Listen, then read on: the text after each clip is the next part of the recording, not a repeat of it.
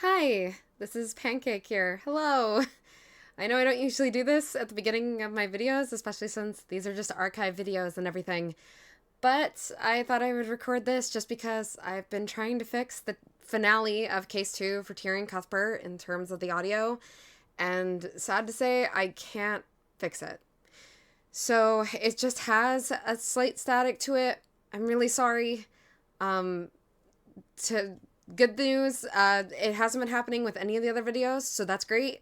Bad news, I think it was just, I don't know, a wire or something must have like not fully been plugged in, and just I didn't know until it was like we were too close to end of stream, and I also didn't know how to fix it at the time.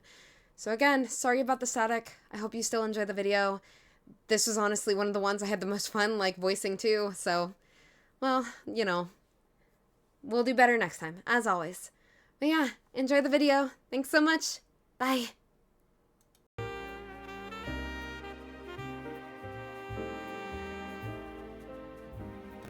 Hi, everybody. Hello, hello, hello. Hi. Man, I should really set my streams for Tuesday and Thursday to just start at 3:30. I feel like I start more at 3:30 than I do at 3. 1 second here. Shaboom. Shapow. Hello. Hi. Oh my goodness. I feel like, yeah, no, I truly am thinking about it. I'm like, maybe I just need to start at 3:30. Maybe I should just start making my schedules 3:30. I swear, I start more at 3:30, but then I'm gonna make it 3:30, and I'm gonna start, I swear, I'm gonna start at 4. 3:30, and then I start at 4. Ugh. It happens all the time. Hi, Dispartry. Or Patry. Hi. Shebang, it's Pancake. It is. Oh my goodness. I'm always late to my streams. I always feel bad. To be fair, it's because I was getting food. So, no one can be upset with me. Because I keep streaming and I keep forgetting to eat food. And then I get shaky by the end. But I ate today, so that's a good thing. I did so good. I didn't get to really talk about it last week. I'll talk about it for a little bit, just to give people a little bit of time to hop into chat here and stuff. But basically, ants. I had to deal with the whole ant situation last week, and that was sure fun. They were nomming on my cat's food in the kitchen, and I was like, you gotta go. I'm sorry. Goodbye. Your existence needs to go out of my house.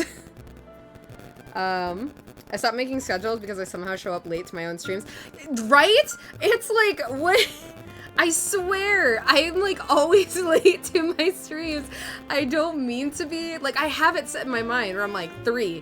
It's at 3. I'm gonna be there at 3. And then I like finish up like working out or like my day-to-day stuff, and then all of a sudden I'm like, it's gonna be 3 in like 2 minutes, and I gotta make food. Because food's like the last thing I do before I start stream. I completely don't think about it. So that's kind of, I think, my Achilles here.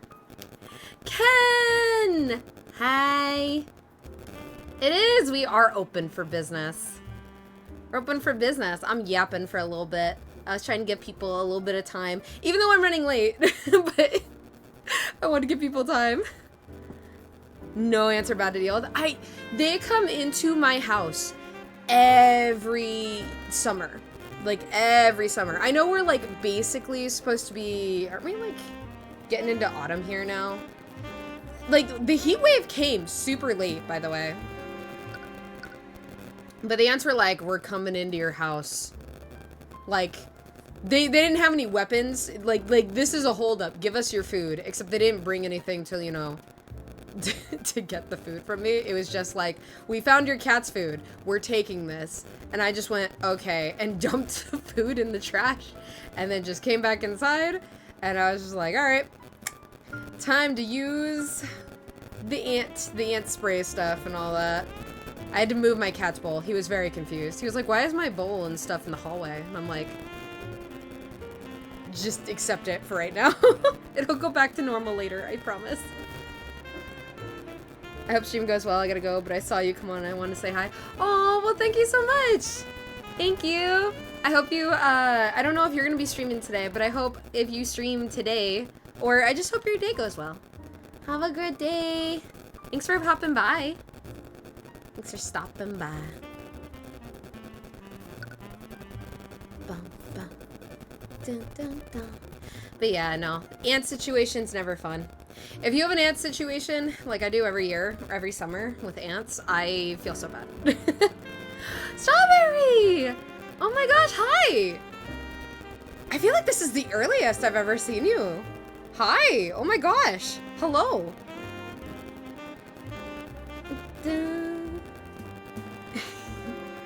Hello, though. Alrighty. I've been yapping for about 7 minutes. Could get into stream here. Blah. Actually, I'm gonna stretch real quick, chat, because I literally, this is the first time I've sat down in my chair, but... Oh my gosh. Frick, I swear. Like, ugh. I've felt, like, really sore today. I don't know, maybe I went to... I don't know. Unusual scheduling today. Oh. Well, hey, like, I'm happy to see you. It's not a bad thing. Like, hey. I was just like, oh my gosh.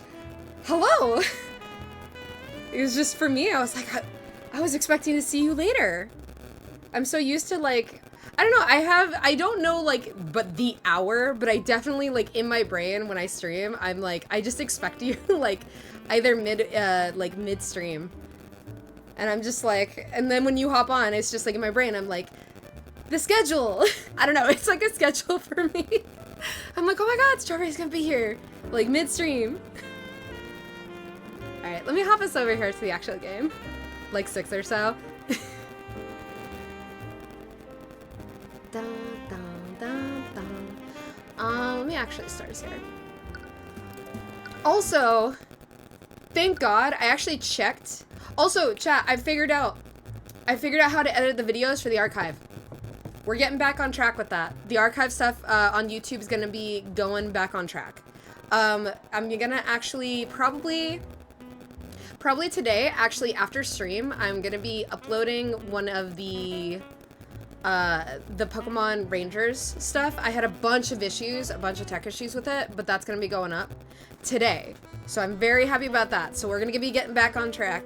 I don't know if anybody, like, you know, is interested in those, but they're there if you want to go back and rewatch past streams. Those will be back up on the YouTube channel. Honestly, I'm enjoying the editing process. Now that I understand, I'm slowly figuring it out. I'm understanding. We're getting there. So I don't know, maybe at some point I can start making like goofy stuff or other things with it for the YouTube channel. That'll be fun. But yeah, let me pop us over here to the game. Boop. Dun, dun, dun, dun. Oh. Bah. Hello. I actually thought about it today. I was like, do I put Ghost back back where he belongs on like my model for when we're playing and stuff? But then I was like, maybe not. Maybe I don't do that. But yeah, I was thinking about it. But yeah, okay. I'm trying to think. I feel like there was something else I was gonna mention besides the YouTube stuff, because we're gonna be getting back on track on that. Was there anything else I wanted to mention? My brain is still melting from the heat, chat. I'm sorry. Bet not put him in my spot? Well, now it's making me really debate putting Ghost back in the spot. Oh man, Ken, if I put you back in the spot, like, you're gonna be, like, super be on the boobs. With this outfit. Water nerd! Tala! Hi! Hi, Tala! Ken's getting jealous. Okay, what about Capitano? Can Capitano go on the boobs? Is that allowed? Yeah, now it's really my spot.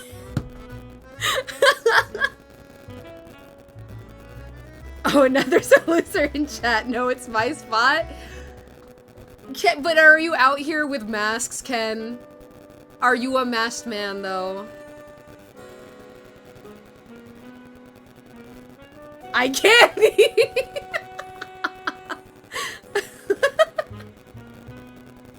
Fucking Christ. Get your spot taken, nerd. I actually thought about it, funny enough, because of how this this model looks.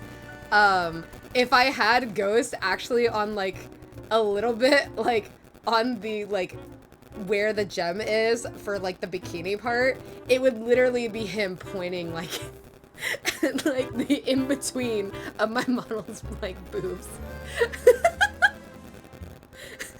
That is, actually, you know what? I could make a meme of that. Just in pointing at how big boobs are.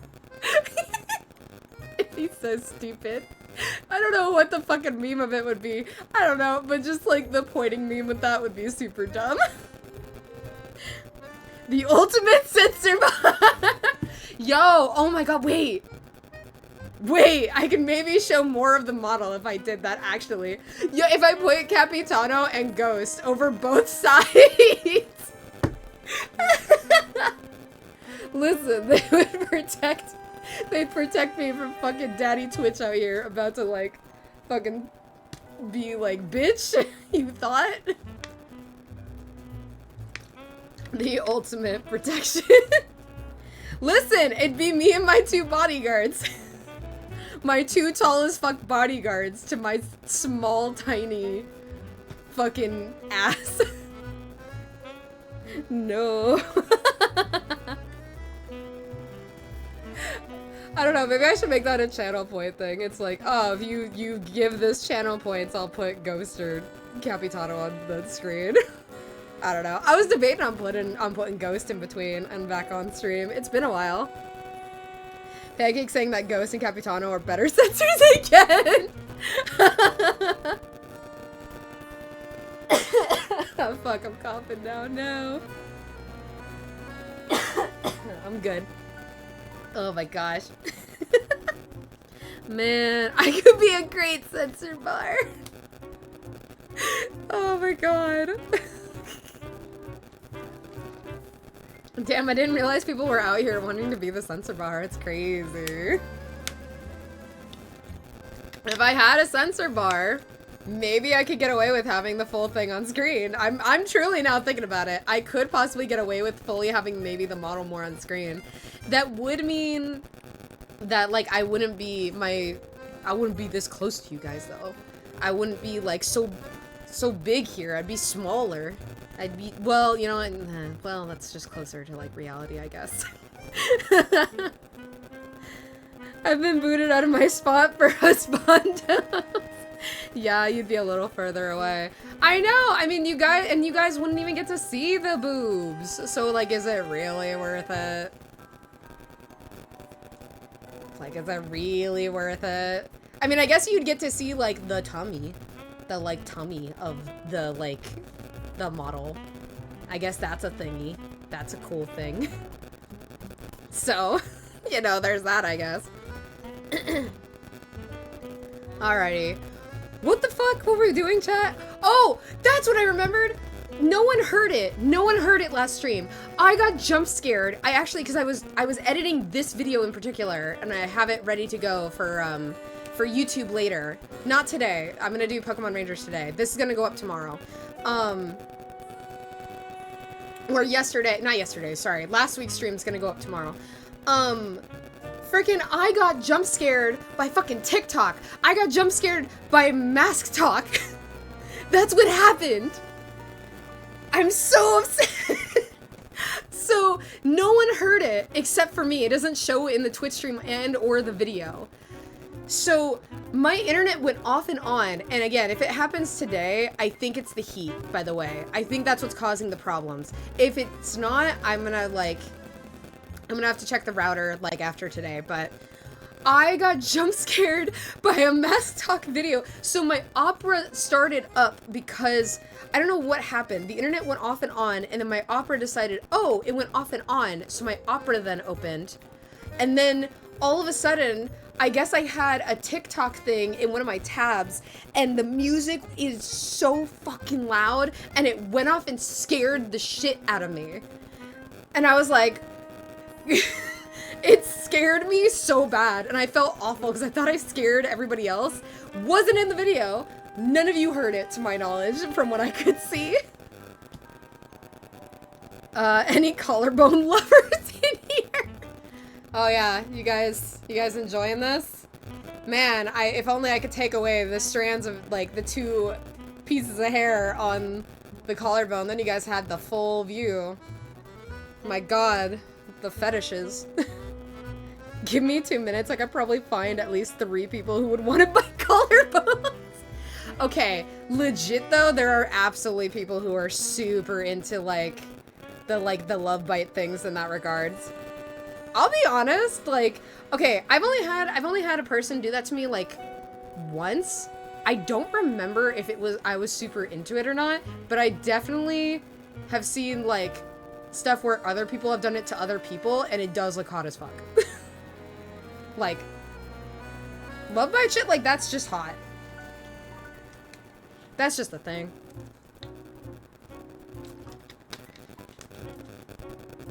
That's just the thing. Alright, let me get off the topic of what we're talking about. What am I doing? God. Ugh. Okay. Where were we? I'm trying to remember. What were we doing? Oh, we were finding out why, because she's being super weird. C1's being weird. She's not giving us information. Because we were thinking that one of the 4 pillars, I believe, of the world, like, okay, do we have a thing where it explains it? I remember we did the whole, like, putting the clues together, but it's been a hot second, because the weekend.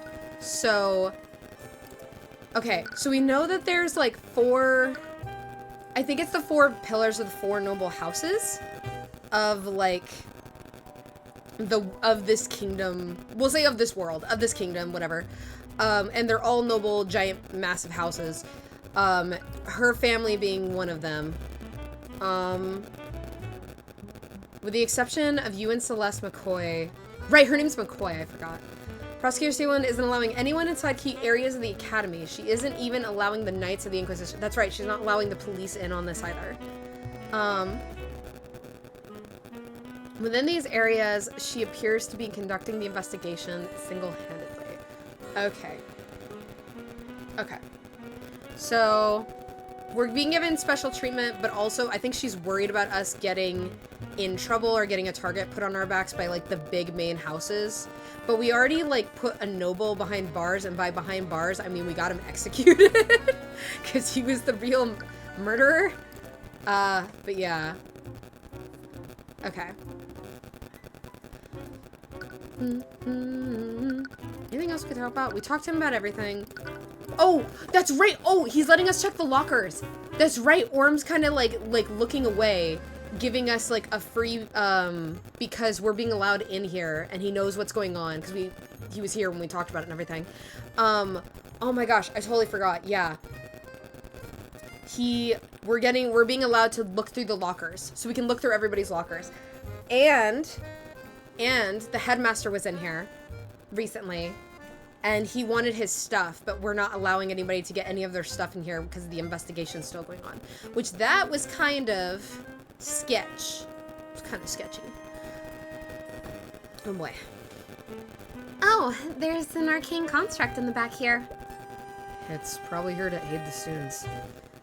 Anyways, I don't think it's relevant to our investigation. I think it is.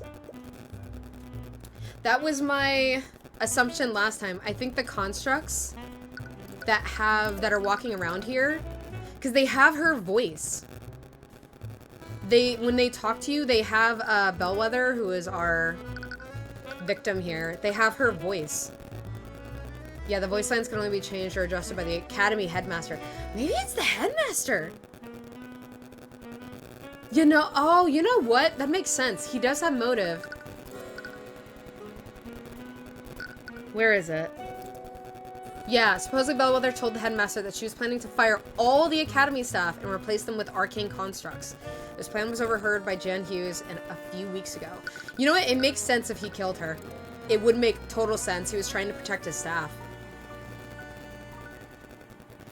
But perhaps you should make a small note of it anyway. Yeah, no, this is important. This is important.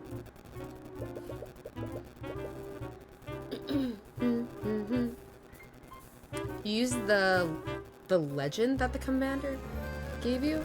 Legend? Ledger? I don't know if that was supposed to say legend. Unless I read that wrong. I totally could have read that wrong. And my heat-deprived brain just kept seeing the word legend on screen. Who knows? You carefully look across the list and find some notable student names.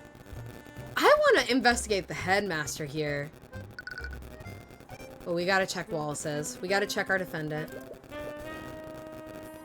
You open Wallace's locker. Inside you find a bottle of fragrant liquid and something that looks like a makeup kit. What? Huh, I didn't expect Wallace to use stuff like this.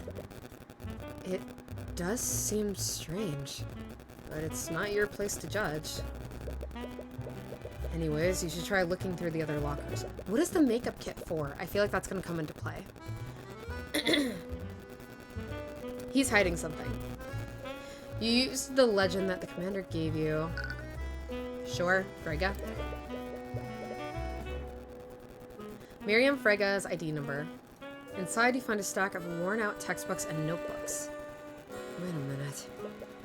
These notebooks all have Wallace's name on them. Oh, bullies. You open the notebook and look through its pages. It appears to be research on the art of necromancy. These are Wallace's notebooks. But why are they in Miriam Frege's locker? Did Miriam steal his things? What's going on here? Let's Celeste check the locker more thoroughly.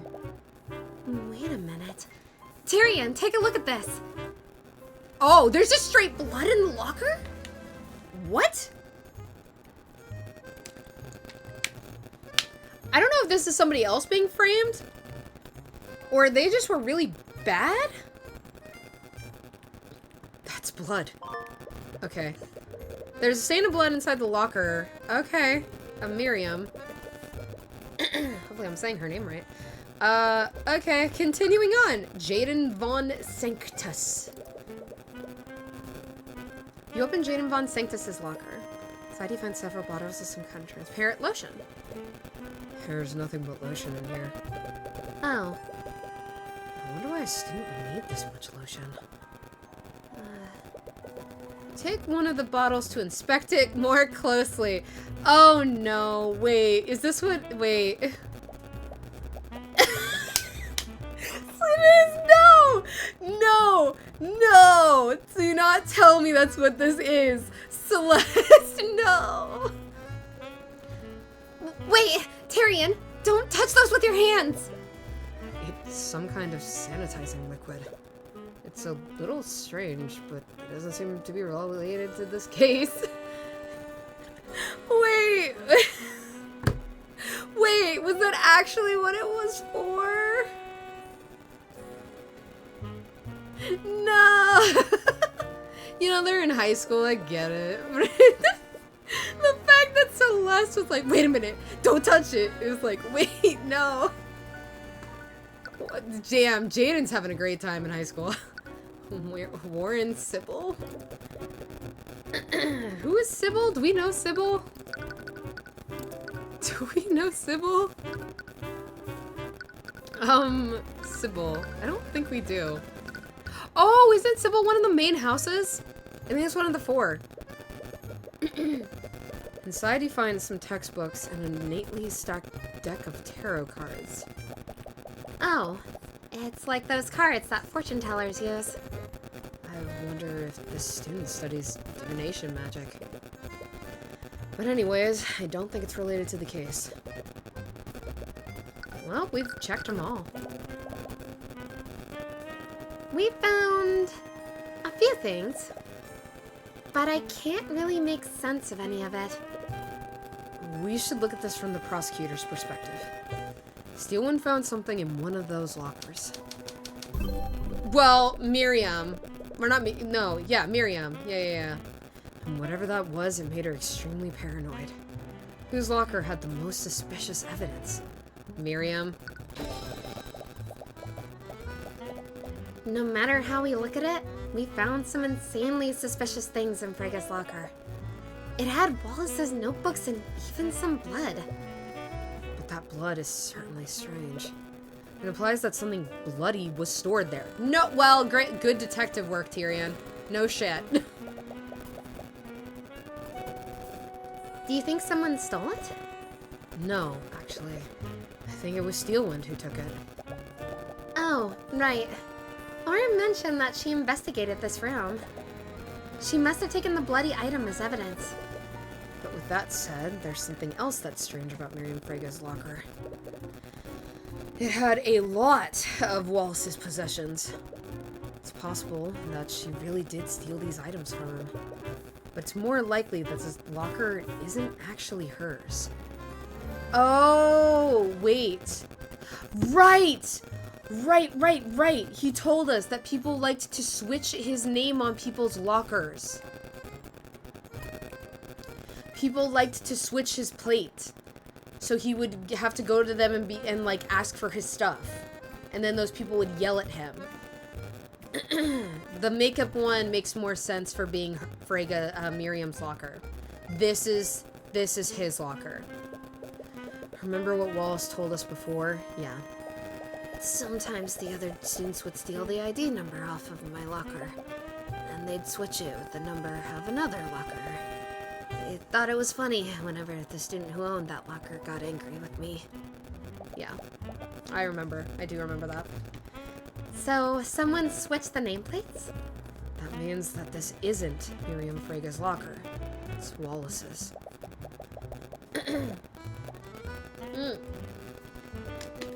Man, I can't tell if stuff is, like, getting to me, or if, like, I'm just having allergies right now.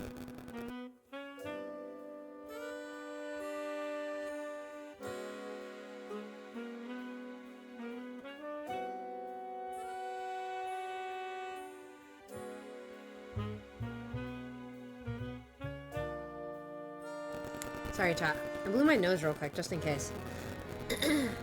I did eat spicy food before starting streams. That's definitely probably, like, what's bugging me. Because I'm kind of struggling a bit to get the Celeste voice I had before. Oh my gosh. Spicy food! Let me speak! I like spice too much. But that would mean that the bloody object came from Wallace's locker. It appears so. Alright, well, that doesn't help us.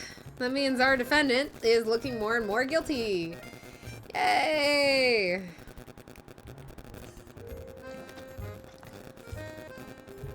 There's a stain of blood inside the locker with Miriam Frega's ID number. Oh, wait a minute. Wait a minute. No, that wouldn't make sense. I was gonna say, what if somebody switched all the stuff in both lockers to make it seem like the lockers' nameplates were switched, but they actually weren't. Like, I'm wondering. There's a stain of blood inside. This locker actually belongs to Wallace. Someone might have switched the ID numbers with Miriam. But if that's true, why didn't Steelwind present the bloody item during the trial? I proved that Bellwether was wounded before Valerie healed her. Wouldn't that have been the perfect time to present what she found? It was a bloody item found in the defendant's locker, after all. She could have easily proved that the nameplates were switched too. Right.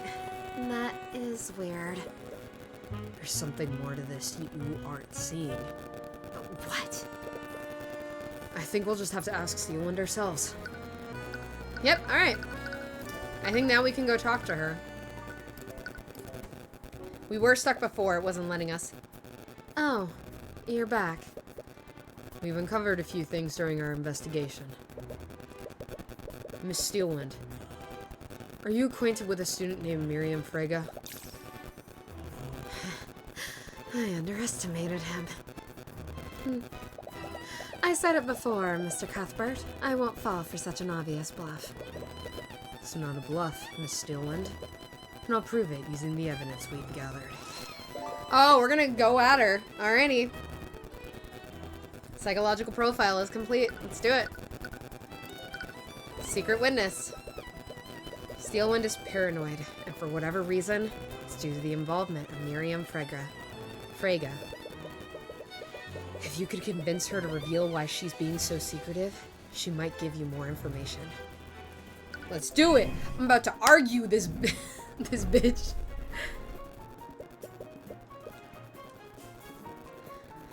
You've been behaving strangely, Steelwind. Even the Knights of the Inquisition have noticed. Please just tell me why. Why are you being so paranoid? I'm not sure what you're trying to imply, Mr. Cuthbert. Nothing about my behavior has changed. I've approached this case objectively, just like I have with every other case. Okay, what are we looking at here? Steelwind is extremely logical and won't accept arguments that aren't supported by evidence. Okay. However, she has become secretive lately, and her actions seem to stem from paranoia. She's uneasy about the case elements that relate to Miriam Frege, and she's very inclined to hide Frege's involvement from the court at all costs. Okay.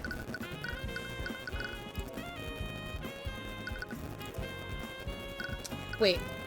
Nothing about my behavior has changed. We need to prove that her behavior has changed, I guess. Right?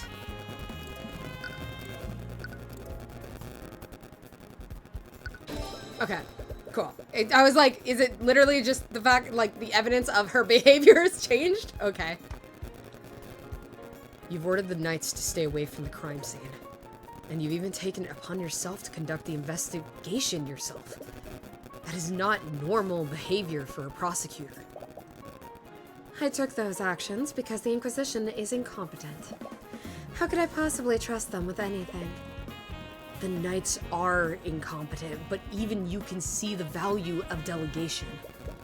During Celeste's case, you still delegated tasks to the Inquisition, and you could have easily investigated the McCoy Tavern yourself. This academy is huge.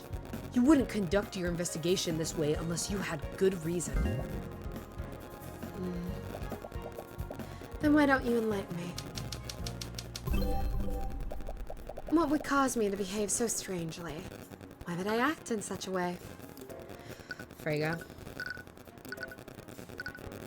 The four pillars, there it is. The four pillars refer to the four most powerful noble houses. These houses are House Steelwind, her, House Frege, House Von Sanctus, and House Sybil. Oh! All of the lockers we checked were the four houses, and Wallace. That's crazy, actually. You know that the Inquisition is corrupt and will bend to the nobility. So what would happen if a powerful noble were publicly involved in this case? With that noble's influence, they'd probably order the Inquisition to conceal their involvement. A high-profile noble is involved in this case, Steelwind. And I believe that noble is Miriam Frege. Again, with this. Do you think you can bluff me by throwing out the names of random nobles? Even though that's the same name you've thrown out like about 5 times now. And it clearly showcases that that's probably the name. Not every noble is a malevolent. Wow. Brain, can I read? Malevolent. Malevolent. Blah, blah. Not every noble is a malevolent criminal like Garrick Pierce. I've said it before, and I'll say it again. My investigation doesn't involve the Freges. Nothing about this case has anything to do with House Frege. That's a goddamn lie, because the evidence of the lockers were switched. Or not the evidence, the locker names were switched. Then how do you explain this, Steelwind? The commander told you, Jesus. The commander told us that you were following a lead in the locker room yesterday. We investigated the lockers of students from the four pillar families. We found stains of blood in a locker with Miriam Frege's ID number. It was presumably left by a bloody object. Yep. The bloody object was taken by someone. And we heard that you became extremely paranoid after you found something in the locker room. If I had to guess, I'd say that you took the bloody object as evidence. And what evidence do you have to support these outrageous claims? What? The only thing you have is evidence of a bloodstain. There's a myriad of explanations for that. Everything else you mentioned is pure speculation. Speculation. You can't prove that piece of evidence exists. I could have found any number of things in that room, or possibly nothing at all. Now we're gonna have to do this. Okay.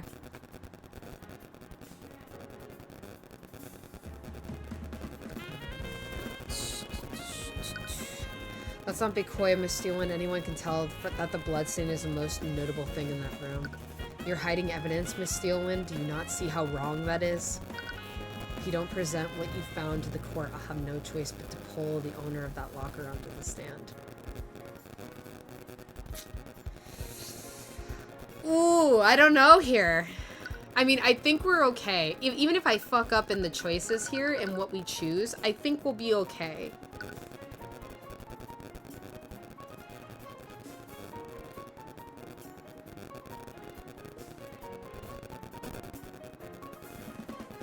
I mean, it is true, though. She doesn't like being corrupt. I kind of want to appeal. This is corrupt. Like, her hiding it, I think. I mean, I don't want to threaten her. You're hiding evidence, Miss Steelwind. Do you not see how wrong that is? No, it's not it. Okay. You don't have any proof to support your accusations. Show me hard evidence instead of making baseless claims. I feel like... Okay, we are good. We can go through all three here.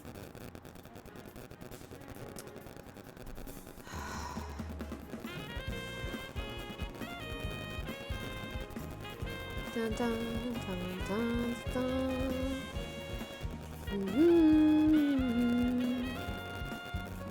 Okay, I think it is threatened because we would be forced to bring Freyga out for just to be like, hey, if you don't present what you found to the court, I'll have no choice but to pull the owner of that locker onto the stand. Yep, I didn't want to threaten her.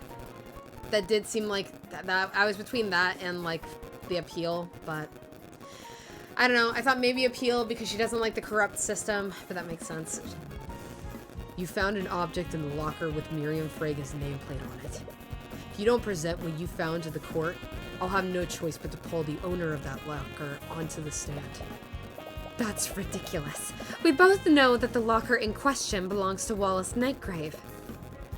Can you unequivocally prove that, Miss Steelwind? Because the way I see it, there's a lot of room for doubt here. Enough doubt for me to pull Miss Freyga onto the witness stand. But if I had more context, maybe I wouldn't have to resort to that. There we go. Cool. Nice! Nice. Well played, Mr. Cuthbert. I suppose I don't have a choice, do I? Yay!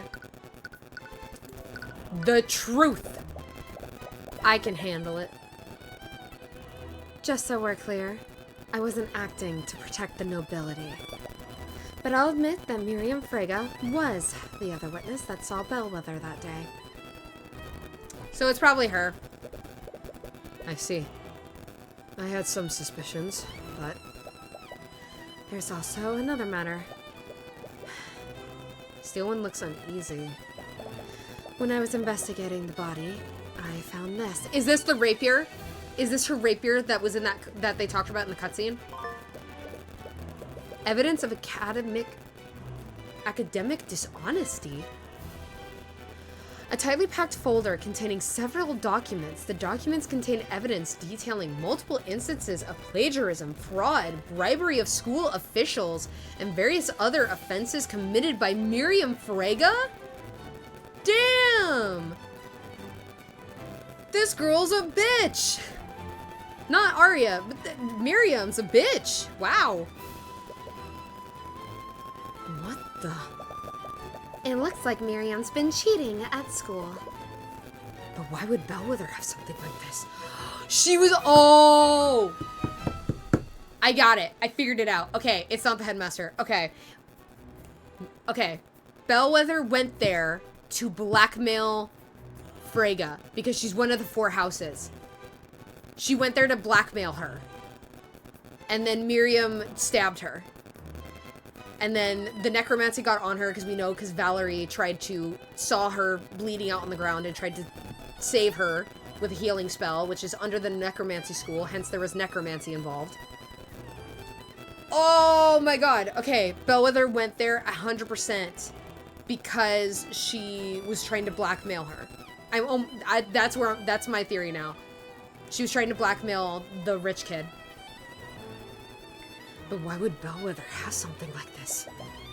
From the way it's arranged, I think it might have been blackmail. Yes! Okay. We're on track, I think. Miriam Frege is considered a prodigy in the practice of conjuration magic. She's won a litany of awards, and she will most definitely graduate with honors.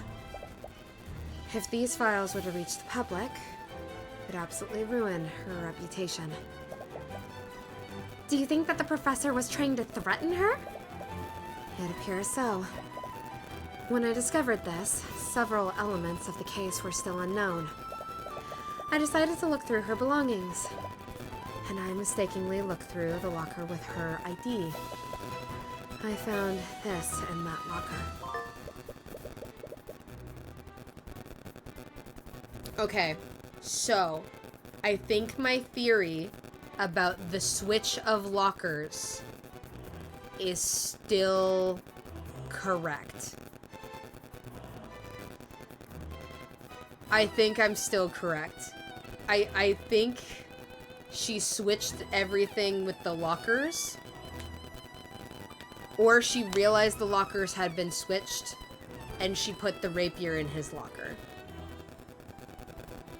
I'm pretty sure everybody in the school knows that Wallace's nameplate gets switched with other people. It would be so easy to be like, that's not my locker. It's Wallace's locker. You know? Like, seeing the nameplates be switched, or she could have just switched the nameplates and like, there's so many, I still think I'm right with that in a sense. Bloody rapier. A rapier covered in blood. It was found in Wallace Nightgrave's locker.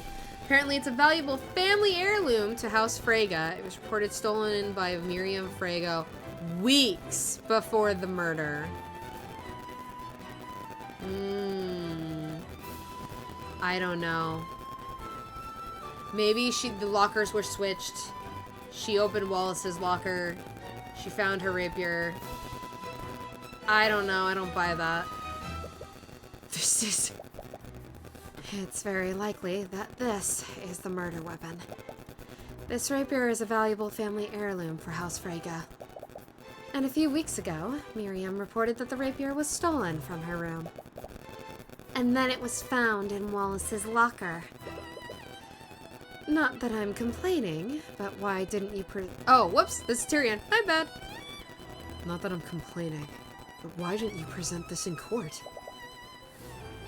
To be honest, I'd like to avoid involving House Frege by any means necessary. I knew it! You're just protecting her, aren't you? Miss McCoy, do you recall how Wyvern justice system works? To acquit a defendant, you need to unequivocally prove that they didn't commit the crime. To do that, they either need a solid alibi, or we need to prove that someone else committed the crime. What do you suppose will happen if you bring in Miriam Frege onto the stand? House Freyga won't allow one of its members to be indicated in a court of law. They'll plant and forge evidence to implicate your defendant, and they'll use the Inquisition to do so. So that's why you've been keeping them away from the investigation. Can't you do anything? The Steel Winds are powerful too, aren't they? I guess not that powerful. I don't have the support of my house. Right now, I'm just a prosecutor. Nothing more. Steelwind, you know that this isn't fair for us. Just do nothing! Do nothing and let us win! Celeste! If we can't go after Miriam, then you can at least help us save Wallace. I'm not going to do that. Why? What if Miriam Freyga is the real killer? Her sword is the murder weapon, and Bellwether was trying to blackmail her. I seem to recall another case where an innocent person's sword was used to frame them. That's... As a prosecutor, it is not my place to decide who's guilty and who's not. I won't engage in corruption, even if it's to counter corruption from another noble house. I'm sorry. Do you know where Miriam is right now? Didn't you hear what I just said? You can't let her think that there's even the slightest possibility you'll indict her. She'll bring the entire wrath of House Freyga down upon you. Regardless, I can't do anything for Wallace unless I know everything that happened. Freyga has the last piece I need to put everything together. Well, I suppose I don't have much of a choice, do I? Her dormitory room is 107. I imagine that she'll be there, considering the classes are suspended. Thank you, Steelwind. If I don't tell you, I'm sure you'll probably just find out using some other means. But please, Mr. Cuthbert, be careful. Oh boy. Wow, this is a pitch black ass room. She's very goth, I see.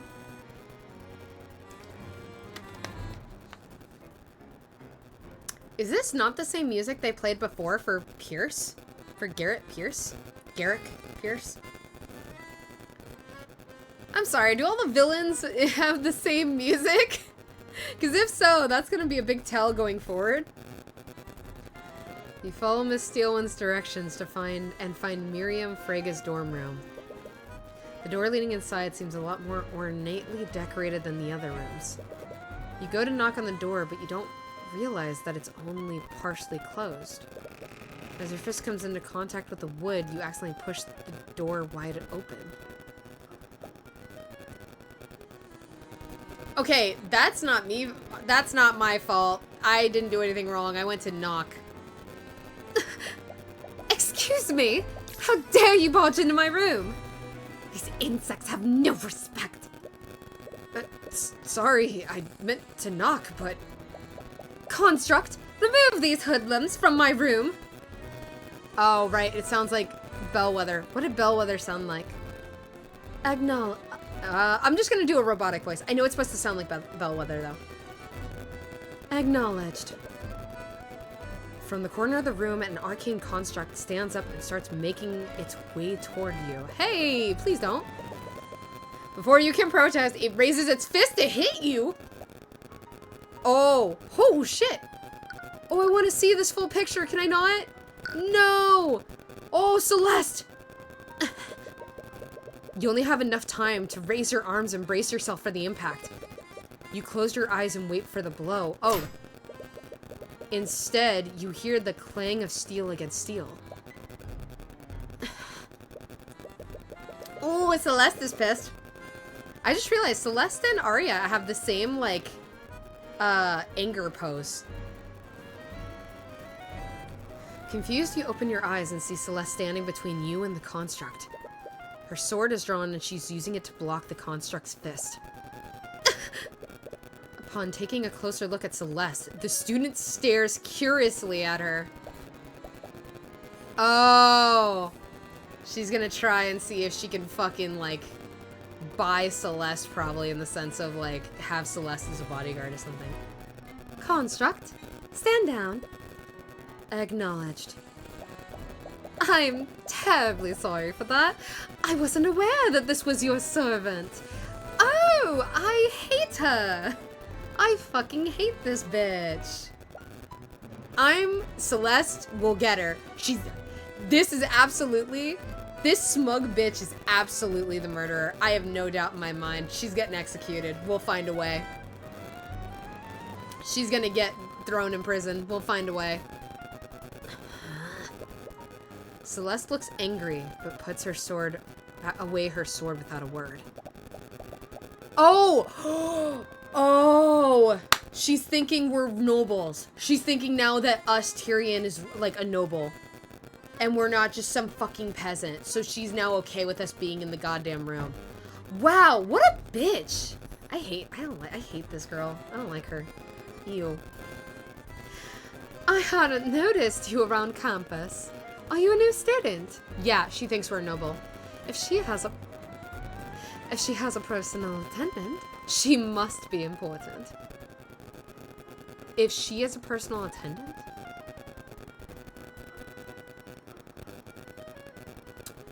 Or is she assuming Celeste is a noble and we're the servant? That might be the case. I think she thinks Celeste is noble. And yeah, she thinks, okay, reverse. She thinks Celeste is a noble and that we're a servant. Okay. Hey, to be fair, Celeste is also dressed almost like, Celeste looks like a noble. What? You see an opportunity. Yes, my master just enrolled here recently. What? Celeste gives you a puzzled look. You make a silent gesture back. After a moment, she seems to realize what you're doing. Yes, I just started here. I take it you're Miriam Frege? Yes, I'm honored that you recognize me. Look at this bitch. Look at her. She's so smug. Ugh. Ugh. Like, I'll admit, she's cute. She's got, like, the attire and everything. Like, she's pretty and everything, but also, ugh. Evil. She evil. Occupation, student, name, Miriam Frege. It is a pleasure to make your acquaintance, Miss... I'm Celeste. Celeste McCoy. She catches herself and pauses for an awkward moment. Yeah, don't say McCoy. Oh! No! She knows the steel wins. No, we just lost it. We lost it. We lost it. She would know. Miriam would know. Oh, this fucks it all up. Steelwind. I'm Celeste Steelwind. You can't believe her. There's no way she's going to believe. Steelwind? It's a pleasure to meet another member of such an esteemed house. She must be from a branch family. Maybe I can use her. Wait. She's actually buying this? How the fu- Okay, she's stupid. Oh my... How? I just moved in, and I thought I should introduce myself. Seeing as you're a top student in the field of conjugation. Conjuration? Yes. Well, there's no backing out now. How the hell did we get away with that? She's an illegitimate child, of course. Yeah, like, dang, Celeste. You know what? They both do have the same anger pose, but they look nothing alike. I guess we can get away with the angry pose. Let me examine her room real fast while we're here. Repario Arcanum. Okay, there's no magic. Just wanted to do that real fast. Double check. It's an extravagant bed. It looks like Miriam lives pretty well here. Well, that's for sure. It's a dresser. It probably contains Miriam's clothes. It would probably be a bad idea to take a closer look with Miriam here. No kidding. Do you guys ever, like... So, I like the color black, too. But, don't you guys think this room would be hot as hell? Like, because everything's black? Especially on the bed. It's like if the sunlight gets on the bed, you know? It's gonna be, like, super hot. Like, the color black attracts, like, absorbs heat so much quicker than, like, white or, like, brighter colors. It's probably fine. Yeah, you know, maybe she, like, has, like, no body heat. So for her, it's, like, perfect. She never needs a heater or anything. It's a table for guests, but it doesn't look like it's seen much use until now. Oh, are we sitting at the table? Question mark? Okay, well, there's no magic. There's nothing here. All right, well, back to talking. Questions. Oh, I'm not going to be the one who's going to get to ask the questions. She's not going to let me. I'm going to have to feed the questions to Celeste. Miss Frigga, I was wondering if we could ask you some questions about... Excuse me. I don't believe anyone has permitted you to speak. Oh. I hate her. Oh. Chat, there's gonna be a time where we're gonna be playing Dragon Age 2, and you're gonna see my hatred for those... my hatred for people like this. Especially because the guy I date always in Dragon Age 2 is like... Oh. Ah! This actually upsets me. I hope you get something pointy. Ooh, you're going on the chopping block. You're gonna get fucking, you're getting executed. You're gonna be I don't care. Whether you are or aren't. No, I do care, because I want to be fair in the legal system. I know you're the villain. There's no way you're not the villain. She's 17! God, this bitch is so full of herself. Oh. Here we go. Celeste is still smiling, but you can faintly hear her grinding her teeth together. Fucking right there with you, Celeste. I want to deck this bitch so hard. Oh, then you can pop that disproportionately large left boob. Wait, I have to look at her picture again. Hold on. So, we heard about what happened to Professor Bellwether. I can't believe it. Oh, well now it looks normal. Yes, it's quite tragic what happened to her. She has always been an acquaintance of House Frege. Oh, yeah, this gives more reason. More motive for why it's her. Something probably happened, or Miriam probably threatened to have her fired, or did something to her, or said something. And Bellwether is probably trying to use the leverage of the child to get what she needed or wanted, or maybe put her up, maybe make her headmaster. Maybe she was trying to go all the way with it or something. She appears to be more receptive to Celeste. Well, yeah, she thinks we're fucking beneath her. It might be better to let her take the lead on the questioning. The murder. We heard that you saw her on the day of the murder. Could you tell us more about what happened? Oh, you heard about that from my Oh, you heard about that from your relative, did you? If you don't mind me asking, why are you so interested?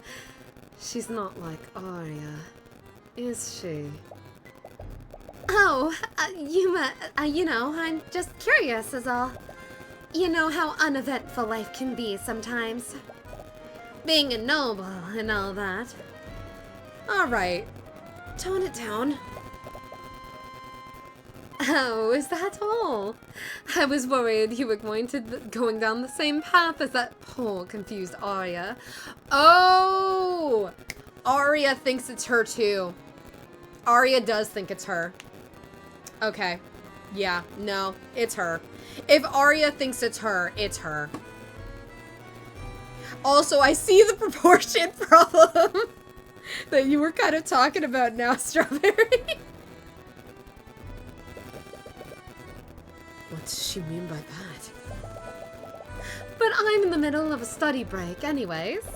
I suppose I have some time to sate your curiosity.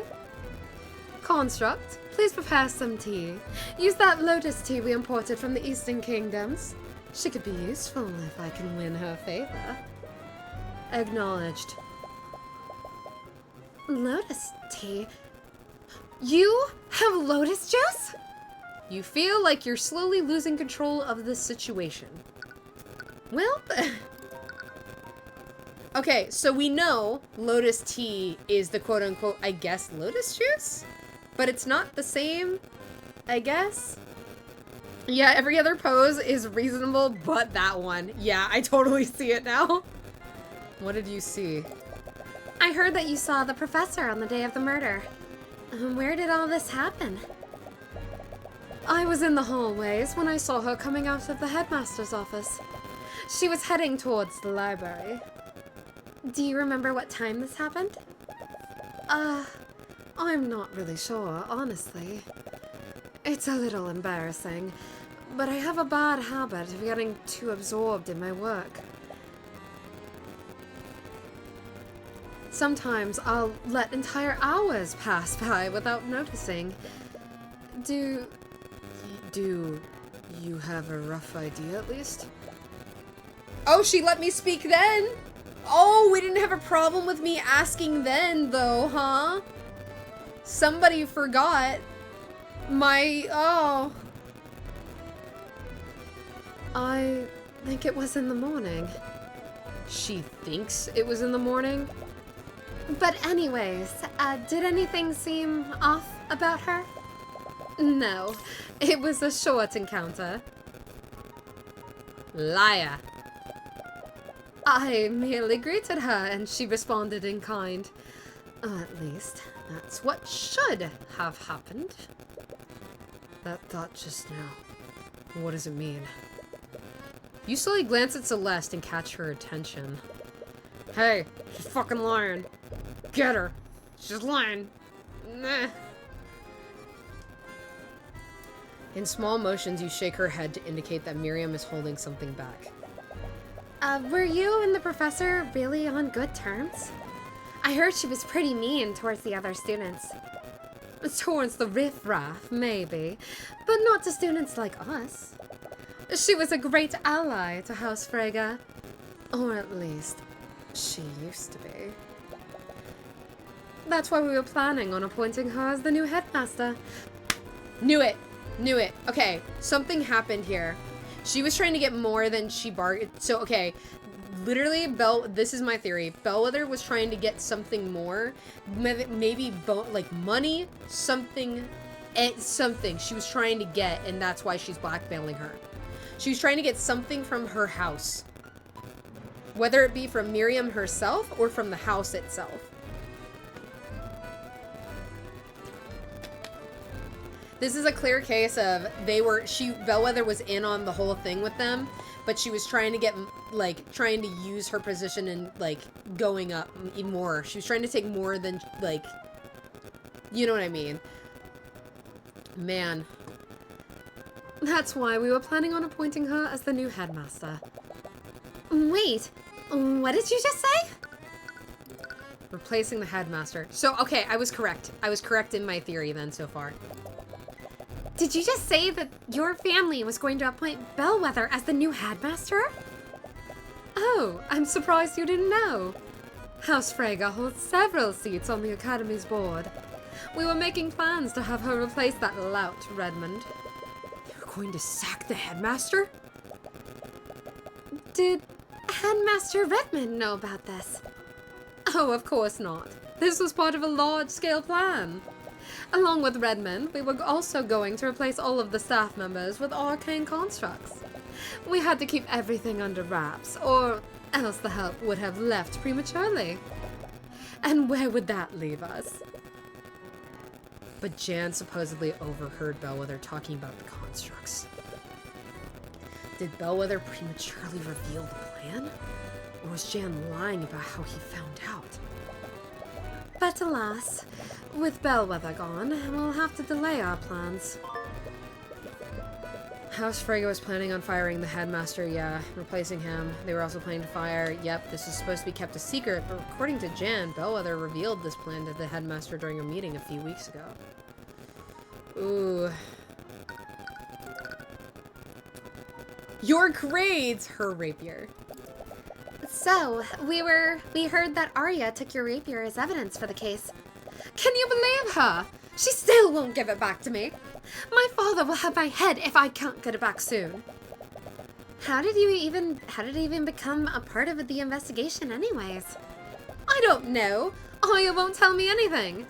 I swear, if that necromancer was the one who stole it, I'll execute him myself. So, someone did steal it from you? Yes, right out of my room. When did this happen? About a few weeks ago. Is she not the murderer? Is it the headmaster? I want her to... Oh, I want it to be her. I feel bad that I want it to be her. She's 17. That's awful for coming from me, but... Ah!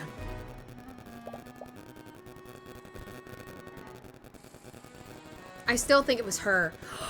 Wait! Do you think she ordered... Wait. She was able... Frege was able to order the Arcane to attack us. To try and literally punch us. What's to say she couldn't have... She couldn't have the construct attack Bellwether. There's so much to this case. Oh, there's so much. There's so much. I noticed when I came back from one of my classes, someone removed the rapier from its display case in my room. How did they get into your room in the first place? Do you think someone used magic to teleport past the room? Or the door? Please, I'm a master of conjuration magic. If someone attempted that, my enchantments would have shunted them out. This means the thief came through one of the doors or windows. I bet it was that necromancer. I'm sure a street child like him just knows how to pick a lock.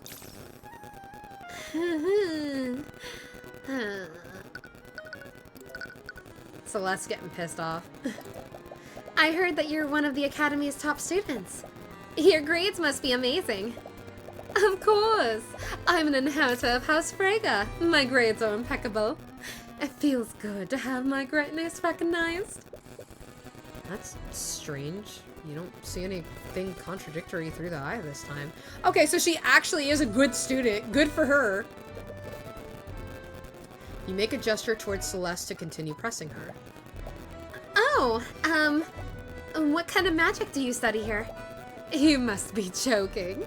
I study magic from the School of Conjuration. Just like most members of my house. The School of Conjuration? That's the type of magic that specializes in spatial manipulation and teleportation, right? Yes, I consider myself quite the expert in that field. Why, the Crown Prince himself has asked me for my assistance in a research study. It's nice to work with someone of my caliber. Again, you don't see any thoughts that contradict what she's saying. Wait! She can teleport! Wait! This solves the entire thing of how the person left the scene. Because no one saw anyone leave the lecture hall. This bitch teleported! Oh my god, she teleported. It absolutely has to be the case. Oh my gosh, okay. She's being so slappable. Legit, though. Okay, that makes so much sense, though. Makes so much sense. Oh my god, okay. Again, you don't see anything that contradicts what she's saying. Does that mean she's not lying? Hey, welcome on in. Hi, Maris. Hi. Welcome, welcome. You're just in time for this rich high school bitch that we're investigating. You're just in time. I'm almost dead certain that she's the murderer. This 17-year-old is the murderer, and it has been made aware to us that the victim was, I'm pretty sure, blackmailing her. or like brought up blackmail the day that she was murdered. So she has good grades. I don't know. Maybe there's no way that she's lying on her grades. So maybe blackmail was forged? If she's smart enough to get the Crown Prince's attention, why would she be cheating? Maybe, yeah, no, that doesn't make sense. So maybe Bellwether was gonna forge all of that? Maybe she was gonna try and, like, she was threatening her in the sense of, like, hey, I'm gonna bring this to the public whether or not you're a good student or not and ruin your reputation unless you give me what I want? So maybe... Confusing. Arya Steelwind. You said something about my wayward relative before. Were you talking about Arya? Oh, I'm terribly sorry if I offended you, but I'm sure it must be a pain to see the way that she's been acting lately. Yes, it's been extremely hard. Hang in there, Celeste. Did you know that she even interrogated me about the murder yesterday? Can you believe it? A Steelwind running around a crime scene like a common knight. What if I tried something like that? My father would disown me. Does the nobility not approve of Steelwind becoming a prosecutor? I mean, I think we kind of know that. Steelwind did say she doesn't have her house backing her on her being a prosecutor, so we do technically... God, I love Steelwind. She's great. Fuck this bitch, though. You always thought that it is strange. What is motivating her to do this? Honestly, she probably thinks she can do anything just because of her Betrothed? Wait, Arya's betrothed? What? Wait, huh? Wait, who's Arya betrothed to? Wait, isn't Arya 18? Wait, huh? Do we get to meet Arya's, like, quote-unquote betrothed? Is it someone she actually loves, or is this, like, an arranged marriage thing? In conclusion, we need to get this bitch disowned, then? Honestly. I'm sorry. I'm still blown away that Arya has a betrothed. Honestly, she probably thinks she can do anything because of her betrothed. Asta deserves better. Aster. I don't think we have an Aster on here. Who the fuck is Aster? Asta deserves better.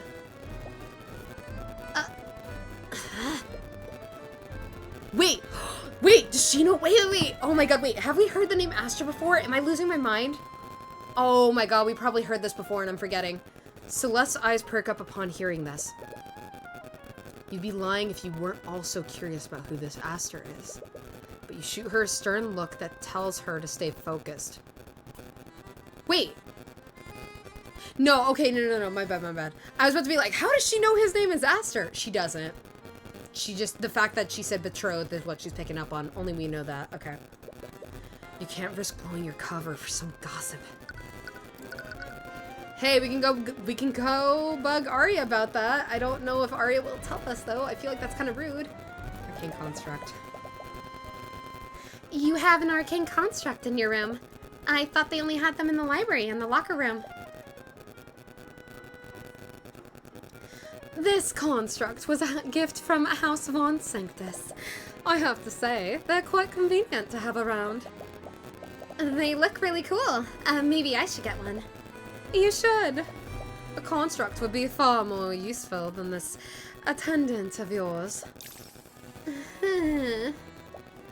Unfortunately, there are still some issues with their intelligence. Their intelligence? There are issues when you give them complex commands. It might be easier to show you. Miriam turns to the construct and begins gesturing towards it. Construct, please retrieve my textbooks and bring them here. Then, cast Steel One Strike at this location. After that, retrieve some plates and set them out at this table. Acknowledged. What? The construct stands up and retrieves Miriam's textbooks from one of the shelves in the room. It brings them to the table you're sitting at, just like she ordered. But then it suddenly stops moving. Wait, what happened? The construct obviously can't cast Steel Wind Strike, so my second command was impossible to carry out. But did you notice something else? Because the second command was impossible to carry out, it didn't continue with any of the other commands. Okay, so if you confuse it at the second one, it doesn't matter how plausible any of the other commands it can do afterwards, it stops it dead right. It ignored your third command, too. Correct. My third command was possible to carry out. So why did it ignore that command? Constructs execute a series of commands in the order that they are given, but let's say one of these tasks is impossible to complete. When the construct gets to that task, it will deem the entire series impossible to complete. Wow, that was a weird sentence to read for me, weirdly. As a result, it will stop it will stop executing the series altogether. So, if a task in a series of commands is impossible, then the command will interrupt the sequence of commands. Whoop! I think she just said, like, correct or something. Whoops, sorry. Exactly. Yeah, okay. Arcane Construct process tasks in the order that they are given. If a construct is ordered to complete tasks A, B, and C, it will prioritize. Yeah, and if B is impossible, yeah, okay. We understand this. Okay. Lady Steelwind, I'm afraid we must leave now if we want to make our next engagement. Oh, right. Let's go. Servant? Oh, leaving already? It was a pleasure talking to you. Yeah, sure. I hope to see you around. Never. Make your way back to the foyer with Celeste. All the time you've spent, you only have a brief amount of time before night falls. Oh, okay, so we're at the end here. Are you sure you didn't want to talk to her more? We were getting a lot out of her. We already got a lot of useful information out of her. She's also gonna realize we were fucking lying once she sees us in court. And we are bringing her on the stand in court. I know it's gonna happen. We have to bring her on the stand. We all know it's gonna happen. The more time we spend with her, the more likely she is to see through our ruse. Right. So, why Steelwind? I don't know! I panicked! Arya is like the only noble I know. What about Pierce? I'm not using that creep's name. Well, hopefully Steelwind doesn't mind us borrowing her name. And we got her statement on what she saw that day. There's also what she said about her rapier. I bet she was lying when she said it was stolen. She was probably trying to establish an alibi. I'm not so sure. Why do you say that? Doesn't it feel too obvious? If she was lying about the rapier being stolen, that would imply that she planned all of this in advance. But if she had to choose a murder weapon, why would she choose something that literally has her name on it? I'd understand if the murder was a spur-of-the-moment decision. She might have just used something nearby in this case. But if this was a premeditated murder committed by Miriam, that rapier would be the last weapon she would choose. Oh, is she not the murderer? Come on.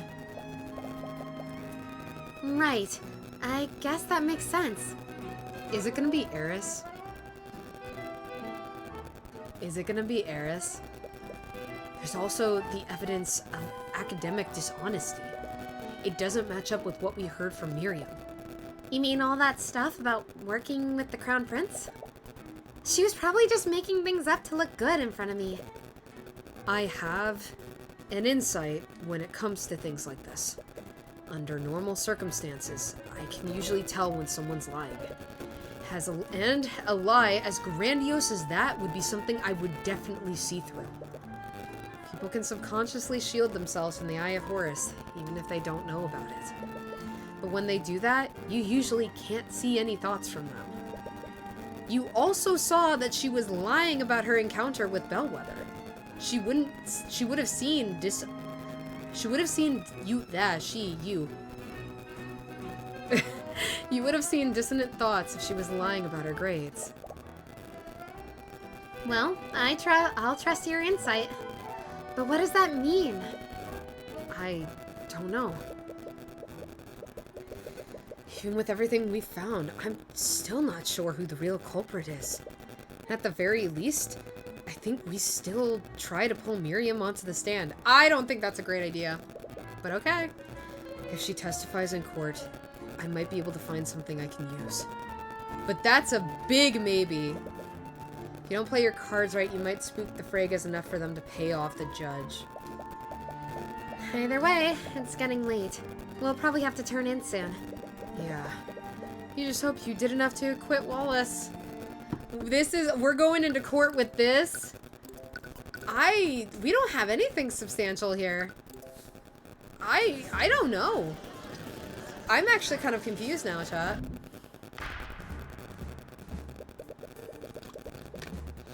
I'm confused. Oh man.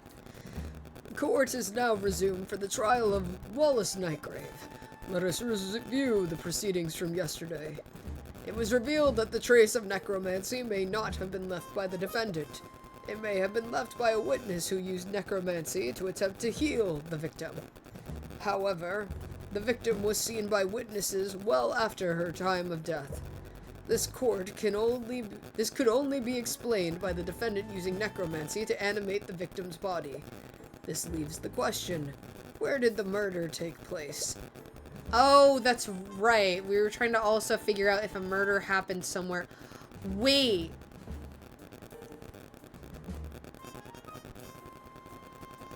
She still could have found her rapier in her locker when she realized that the lockers had been switched. I don't know. There's so many questions. Does the prosecution have an answer for this?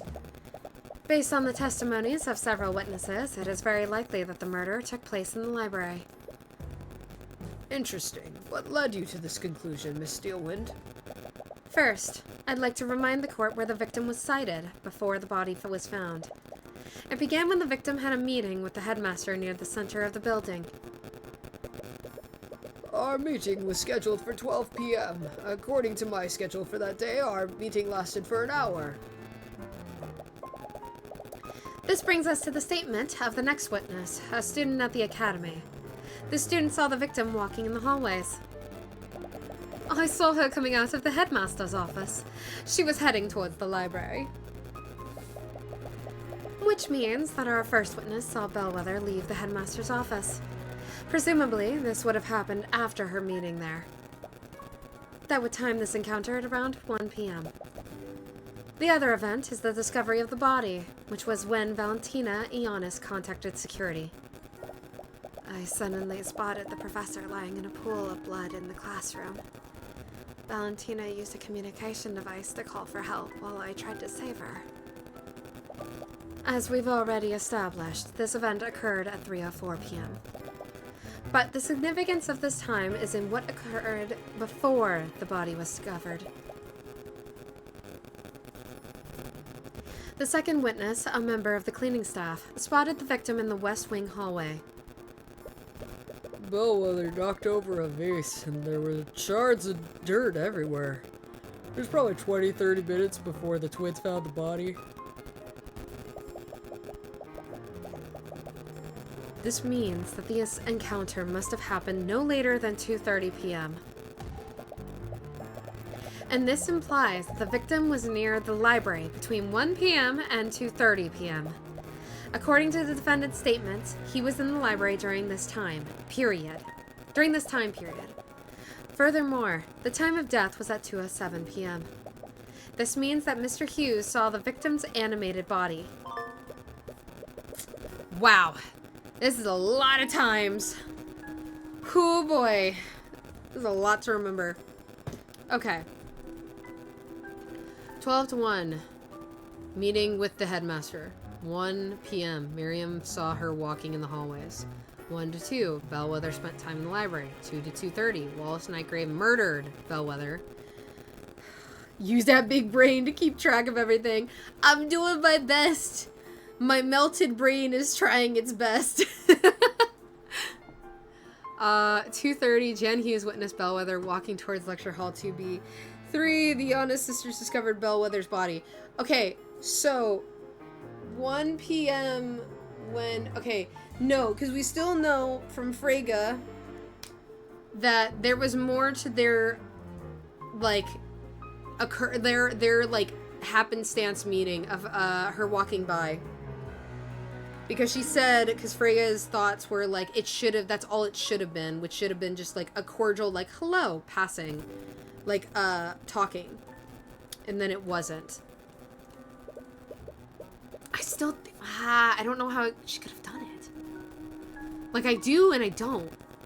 I see. Your deduction certainly tracks, Miss Steelwind. What do you have to say in your defense, Mr. Cuthbert? The prosecution's argument is definitely well thought out, Your Honor. However, it is entirely predicted on the testimonies of all the witnesses involved. Steelwind's deduction has to have a hole somewhere. And since your conversation yesterday, you've had a feeling that Miriam is hiding something, yeah? If you want to get to the truth, you'll need to drag that out of her through cross-examination. Are we bringing her out immediately? Oh, God. Your Honor, to test the validity... of these claims. The defense would like both of these witnesses to testify. The defense calls Miriam Freyga to the stand. Oh, boy. She's gonna be pissed when she sees Celeste and me. And Arya's gonna be pissed right now. Freyga? Yeah. Fuck. This is gonna go bad. At the mention of her name, the judge's face turns a bit pale. Oh, well, Arya knew it. Okay, Arya knew. I had a feeling it would come to this. Do you have any objections, Miss Steelwind? I do not, Your Honor. Very well. Bailiff, please escort Lady Freyga to the stand. She's gonna be pissed when she sees me and Celeste. Witness, please state your name and occupation for the... You little snakes! How dare you deceive me! Oh, it looks like she found out. No shit, she found out. We're on the defense table. What do you mean? No crap, she found out, Celeste. I had the opportunity to debrief the witness beforehand. Miss McCoy, for the record, I told you to exercise discretion. I did not mean that you should impersonate a member of my family. Yeah, sorry about that. I gave you all of the tea that I imported from the Eastern Kingdoms. I demand that you return it to me. No, you gave them to me. They're legally mine now.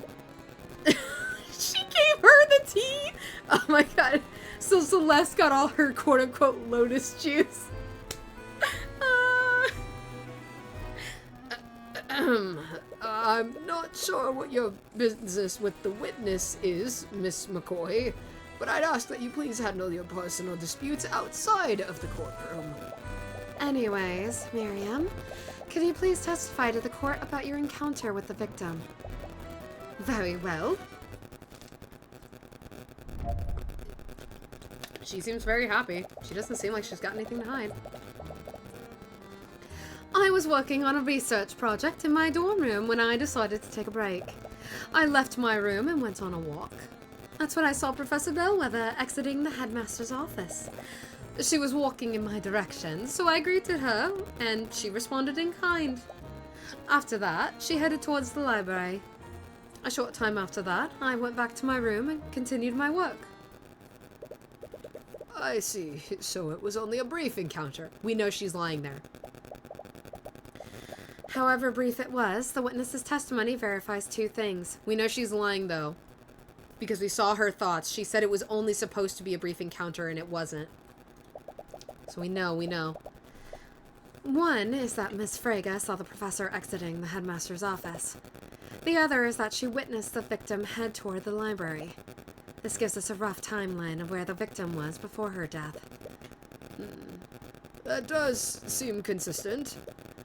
Did Bellwether really enter the library that day?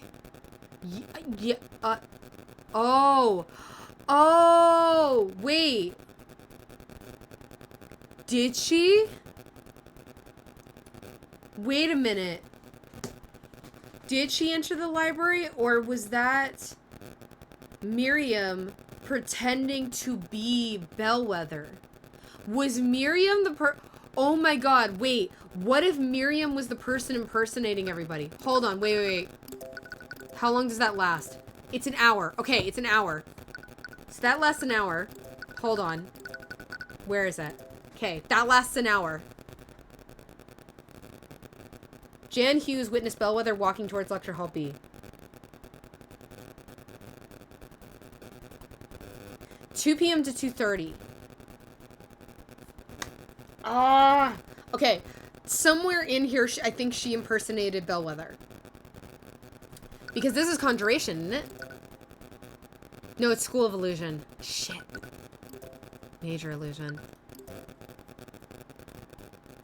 I think this still is plausible. I think that's still plausible. You feel like you would have seen her there if she did. Wait. What did I just miss?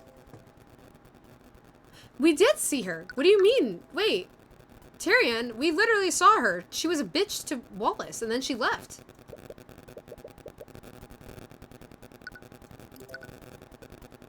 Wait. Huh?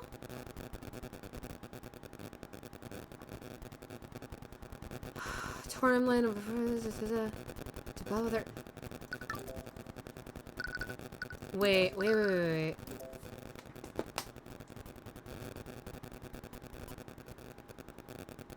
Miriam saw her walking in the hallways. Bellwether spent time in the library. Wallace Nightgrave murdered Bellwether.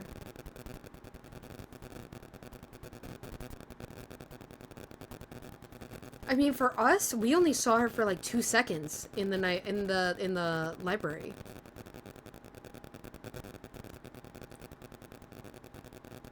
Wait, I'm insane. 2 p.m. to 3 p.m. 2 p.m. to 3 p.m. That works in the timeline of impersonating her. 2 p.m. to 3 p.m. Because Miriam said she saw her at 1 p.m. So she could have had her whole thing with her and then went from 2 p.m. to 3. Okay. This can still work. Mr. Cuthbert, you may begin your cross-examination. Hold on.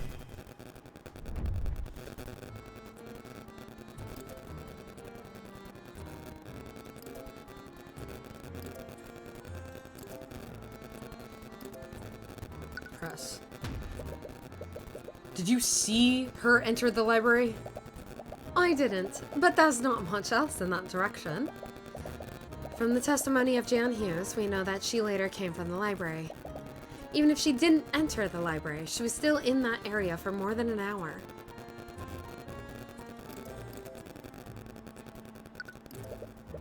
Did anything seem off about her? No, but it was a very short encounter. It's not as if we stopped to have a conversation. You said that you greeted her and she responded. What words did she use? Why is that important? Miss Frege, it's possible that someone used illusion magic that day. Every detail about the victim's interactions could be important. Well, I bid her good morning, and she said good morning in response. That doesn't sound right.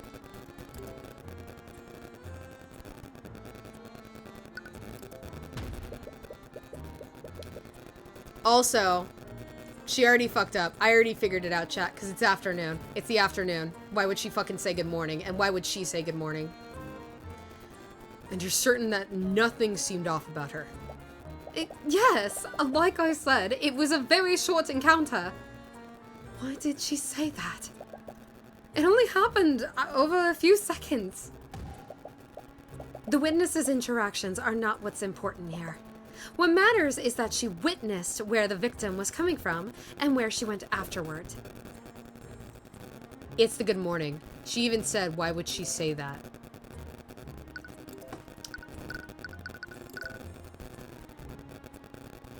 was the afternoon. There's no reason for her to say good morning. Maybe she isn't the murderer. She did say, why did she say that? Is she not the murderer? Are we for real?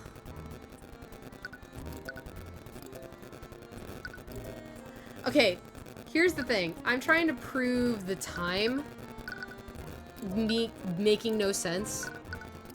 I'm just checking to see if anything's more specific about the timeline. I know we have the timeline, but it was the afternoon. There's no... Okay, cool. They let me do that. Cool. It's like, it's the afternoon. There's no reason for her to say good morning. Miss Frege, if I recall correctly, you have a habit of getting absorbed in your work. So much so that you'll even lose track of the time of day. Yes, but what does that have to do with my testimony? Earlier in today's proceedings, the prosecutor made the following argument. Our first witness saw Bellwether leave the meeting with the headmaster. That would time this encounter around 1 p.m. Miss Frege, if you had said good morning to the professor, you would have been mistaken. Because that encounter could only have happened during the afternoon. And your point is, you said it yourself, Mr. Cuthbert. The witness simply lost track of time. What the witness said isn't what's important here. The significance is in what the professor said in response. She had just come out of a meeting that was scheduled for noon. She'd be well aware that it was no longer morning. So why would she respond, good morning? Wouldn't she have corrected the witness? Their encounter was extremely short, and the victim's mind may have been preoccupied. She could have easily responded to the witness without thinking. I'm going to be honest, I kind of agree with her. It's not hard to believe that they were both confused about the time. It's definitely a stretch, but you still can't shake the feeling that she's hiding something. Every time you ask her about how Bellwether acted that day, the eye picks something up. There has to be something there. Miss Frege, you haven't been entirely truthful in your testimony, have you? That's absurd! What reason would I have to lie? It's such a small detail. Why does he even care? Every detail about how she acted is important, Miss Frege. What aren't you telling us?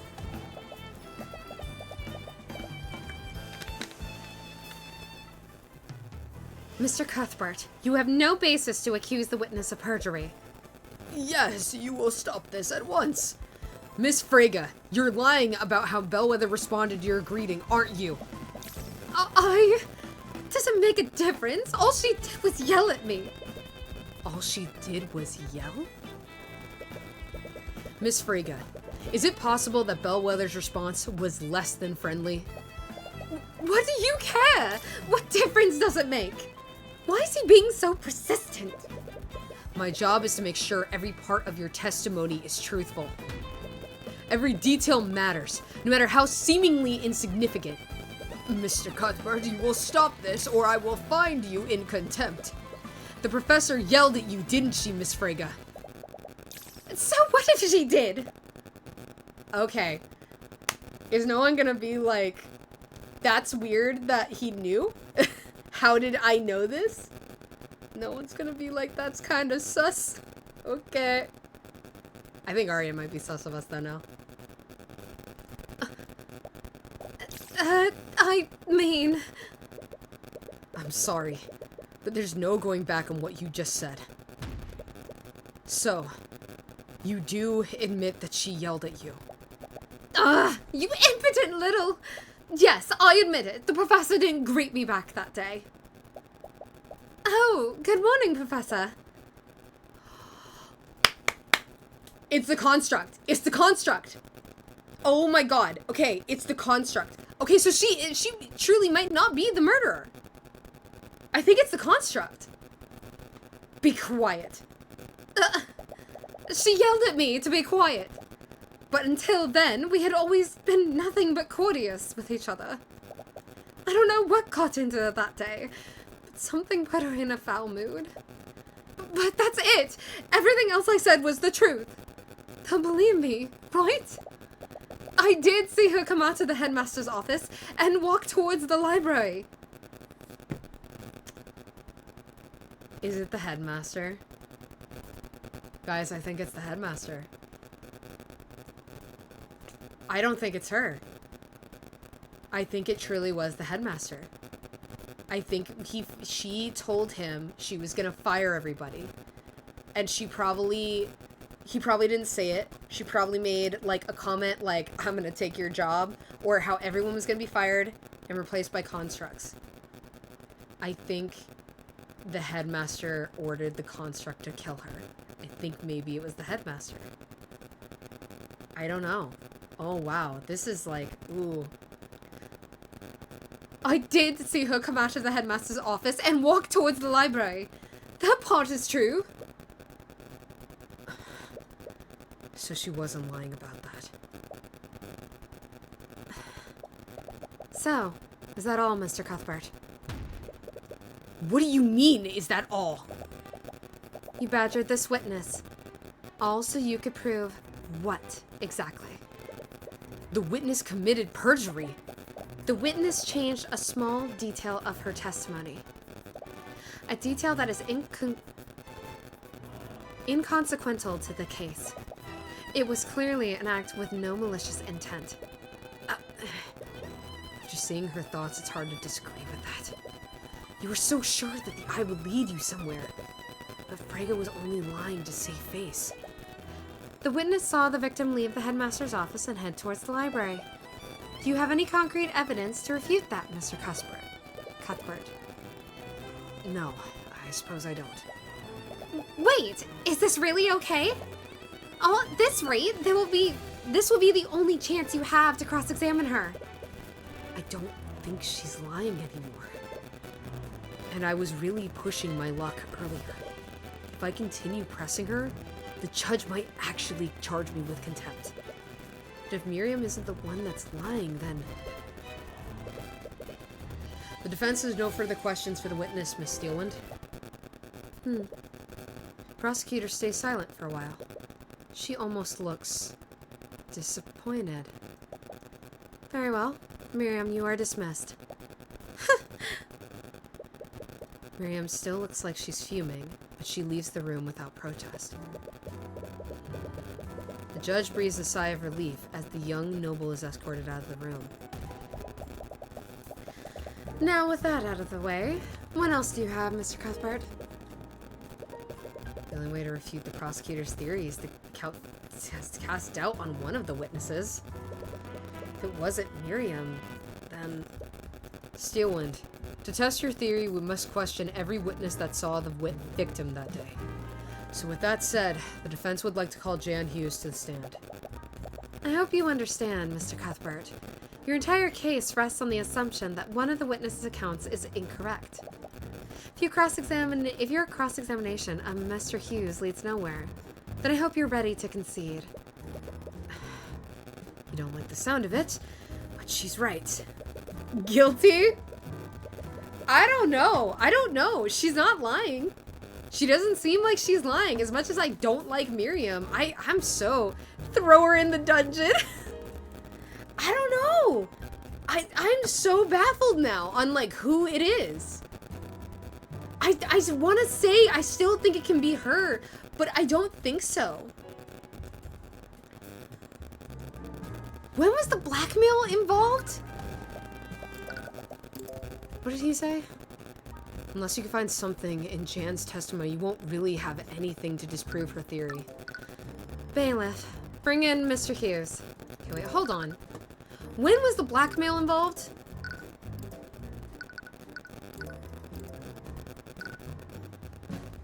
Where's the blackmail?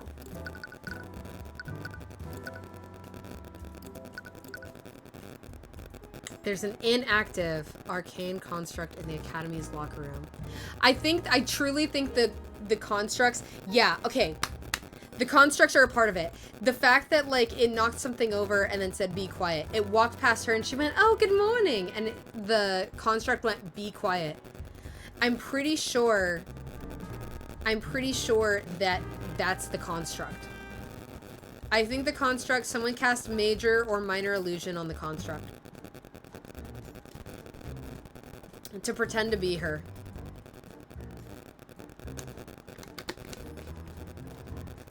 Okay. It can still be Miriam. It can still be her. Where is the blackmail? 4 pillars. Yeah, we know that. There it is. Plagiarism, fraud, bribery of school officials. None of this is true, though, we're realizing. So this is all made up, fabricated evidence to our knowledge right now. Oh boy. I don't think it's Hughes. It has to be her. If you lock everyone up, then you got the right person. You know what? You're playing 5D chess here, and I'm all about it. I think you're right. I think we just need to, like, be like, Judge, lock them all up. Everyone goes to jail. Witness, please state your name and occupation for the courtroom. Don't know why I read it that way, but I did. Weird, that's not an Arya. That's not at all probably how Arya would have said that. Oh, I'm gonna be making myself yawn. When I do his voice, it makes me want to yawn every time. Judge is guilty too. You know, this is true. The judge is guilty. Judge is corrupt, because if the nobles, like, pay him off, he'll just do it. He's not going against the fucking nobles. Witness, name and occupation. Right. My name is Jan Hughes. I'm on the cleaning staff of the academy. Mr. Hughes, please testify to the court and about your encounter with the professor that day. Sure. Oh boy. She wasn't lying, though. It could be Hughes. Randomly. He weirdly knew about how everyone was gonna get fired. That's motive still. I saw the professor when I was cleaning the West Wing hallways. About 20-30 minutes before the body was discovered. It's already making me yawn. Oh no. Bleh. She walked by me, but she looked pretty out of it. I heard she was undead when this happened. Pretty creepy if you ask me. After that, she went into the empty classroom. Well, that was straightforward. Come on, Jan! What are we supposed to do with that? I don't know. You guys are the lawyers. I'm just telling you what I saw. Mr. Cuthbert, you may begin your cross-examination. I love that Celeste is just like, what are we supposed to do with that? Come on. Nah, that guy doesn't look guilty. No, I know. I don't know. Shit. 20 to 30 minutes before the body was discovered. Was it? Murdered. Yeah, 30 minutes. That tracks. Okay. 20, 30 minutes before the body was discovered. She walked by me. Okay. We're trying to just figure out, I think, if Bellwether was acting weird. I think we're just trying to discern that this is a weird Bellwether. I think this is a construct. What position does that guy work? Janitor. He's the janitor. Did anything else look off about her? I mean, yeah, she wasn't undead after all. That remains to be proven. If you say so. Anyways, what was her demeanor like? Jan the janitor? Yeah, I know. She looked like she was in a bad mood. Either that or she was tired. But I guess she was just dead inside. Literally. Haha, but she looked pretty out of it.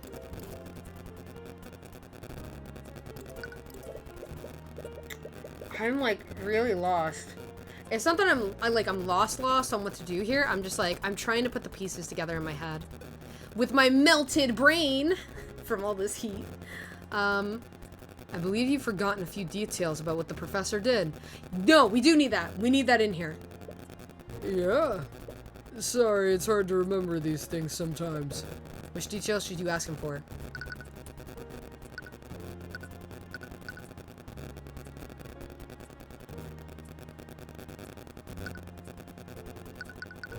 Did she make any sounds?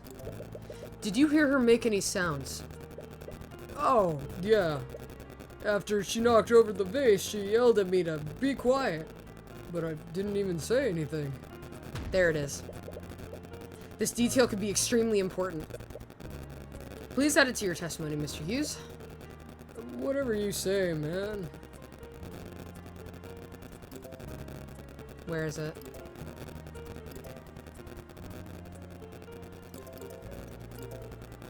Where is it?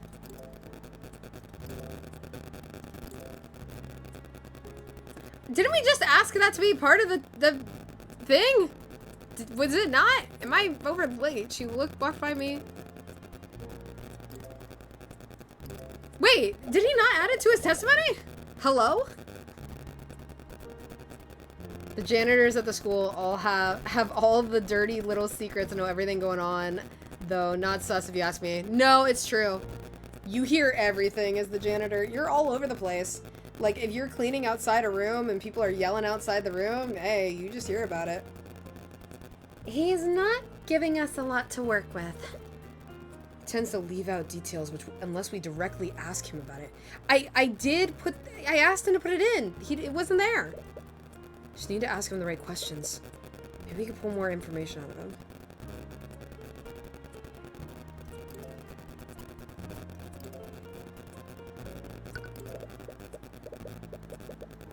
Yeah, I literally just asked him to put that in his testimony. Hold on.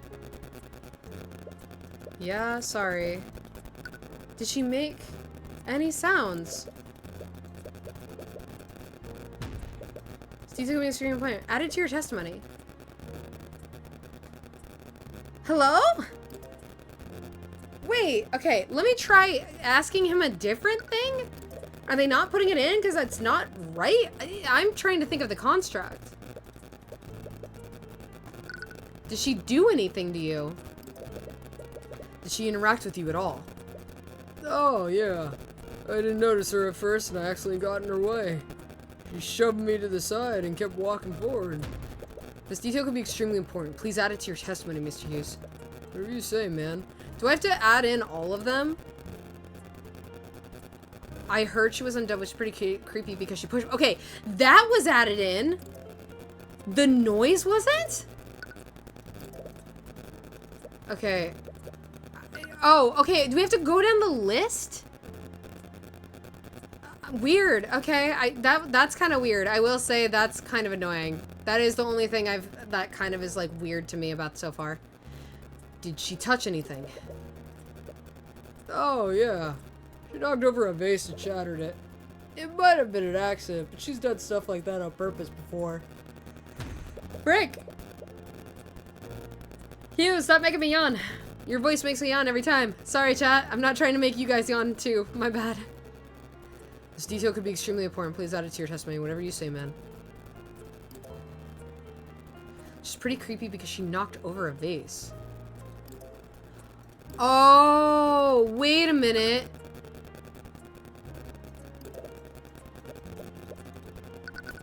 Did she make any sounds? Did she make any sounds? Yeah, after she knocked on the vase, she said be quiet, but I didn't say anything. Which is pretty creepy because she yelled at me. Oh! Ew, ew, ew. My bad. I wasn't understanding. Okay, so we get to choose what goes here, and then we have to present the correct evidence. My bad. Okay, that's not the game's fault. I did not realize it. I take back what I said about the one frustrating thing. Okay, that threw me off. I didn't understand. I thought I was trying to get all three into the same statement. Never mind. Okay. Where's the be quiet? Okay, because she yelled at me. What are we trying to get here? Because she pushed me, We're trying to get something here from this specific statement. What are we trying to get here?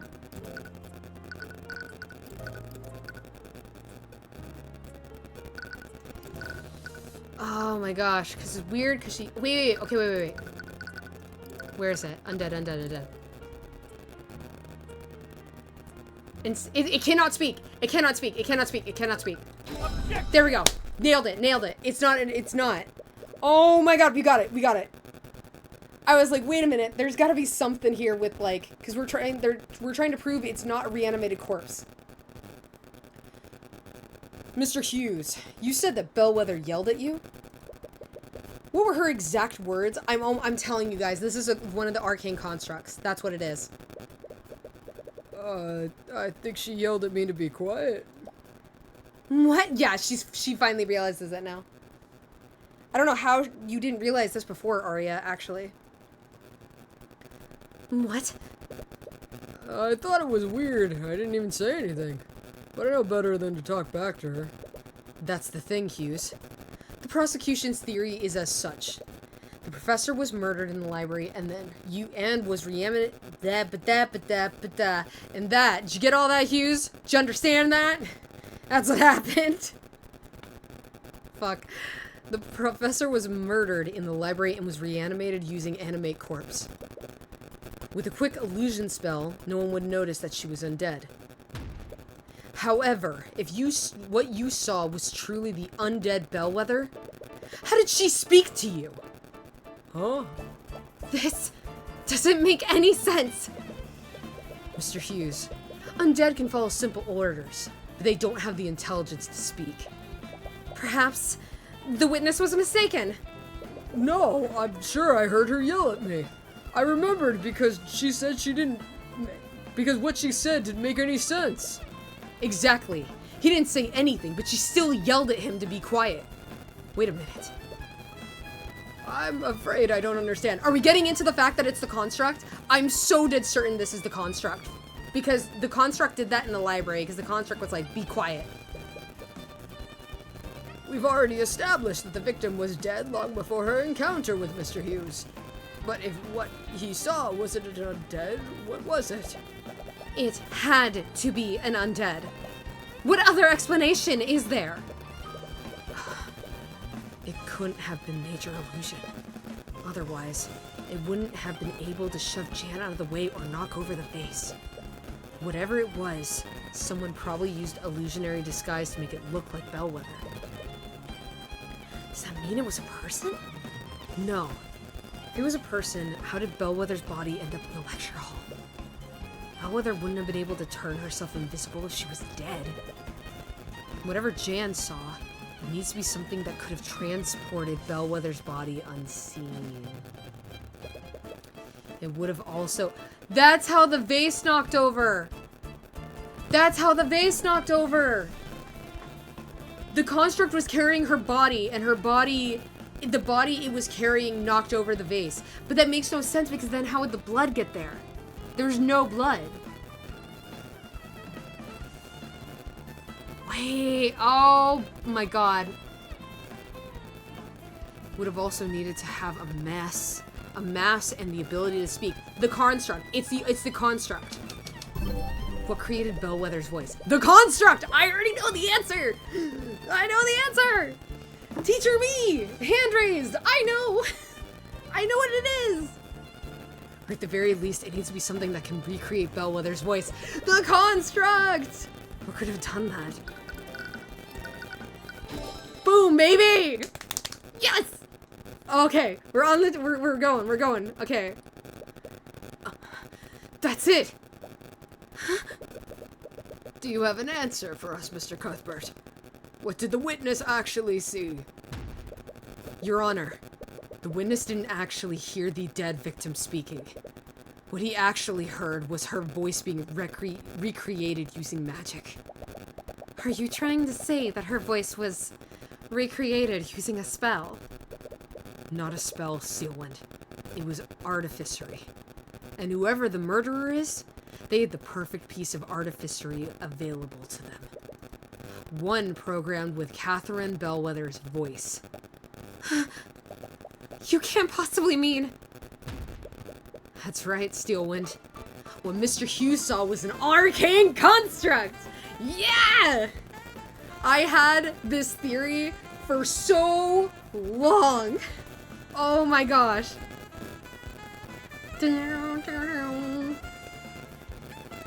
He asked, but he said you asked, but I said, nah, why even give them the option then?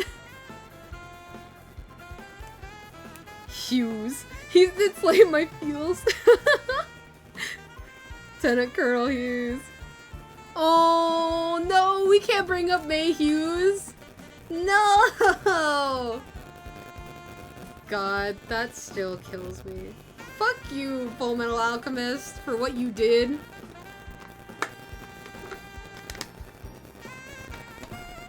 I don't even, our archive of our own and like fanfics, I'll stick with those where May Hughes lives, man.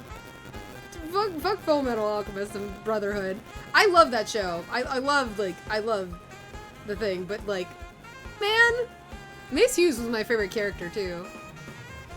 He was fantastic.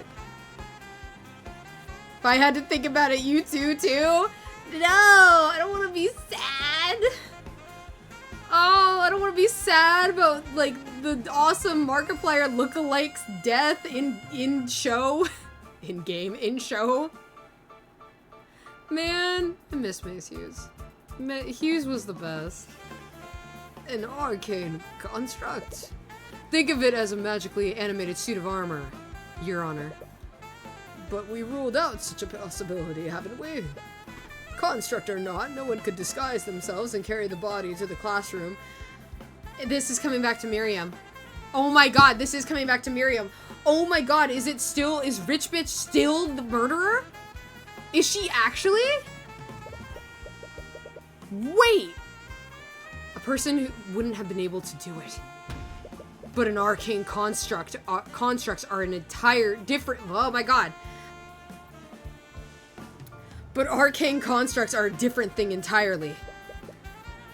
Those suits of armor are extremely large, but more importantly, they're hollow. Oh, the body was shut. That's how there was no blood on the ground. Are we gonna open up a construct and just find a shit ton of dried ass blood in one of them? Oh my god. Oh no. That means that theoretically someone could have placed the victim's body inside it. The arcane construct wouldn't just transport the body. With an illusionary disguise, it would also confuse and mislead anyone who saw it. Crap. Objection! I commend your deduction, Mr. Cuthbert, but I would have never considered that possibility. It's certainly plausible, but what does this prove exactly? It proves that the body wasn't animated using necromancy. My client isn't the murderer. The defendant is still capable of performing all of the acts that you described. His compendium contains illusionary disguise, after all. There were several students in the library that day. Any of them could have committed the murder. One might come to that conclusion if they didn't have one crucial piece of evidence. Is she bringing out the sword finally? Now she's bringing out the rapier. Now she's bringing it out. She waited this long to throw this out finally. This long to throw out this rapier into the courtroom finally. But then, that can indict Miriam as well.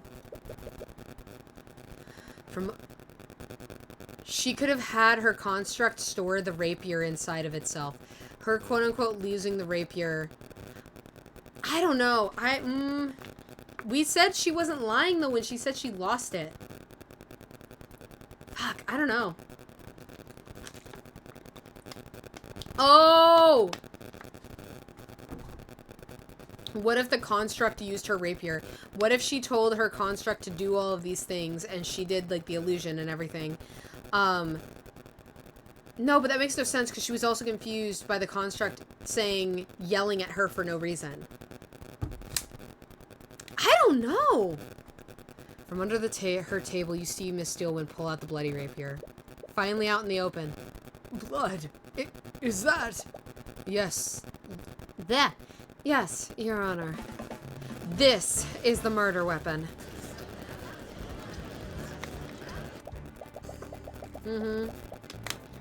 She was, Celeste. She was saving that for the perfect moment, wasn't she? Yep. This rapier was reported stolen by Miriam Frege weeks before the murder. And during the investigation, it was finally found. In the defendant's locker. Wait! He was clearly trying to use one of her possessions in a paltry attempt to frame her. Why, he even stole her locker's nameplate and placed it over his. That's not true. Damn it. That's not what happened. But honestly, it sounds more plausible than what really took place. We're basically back to square one, aren't we?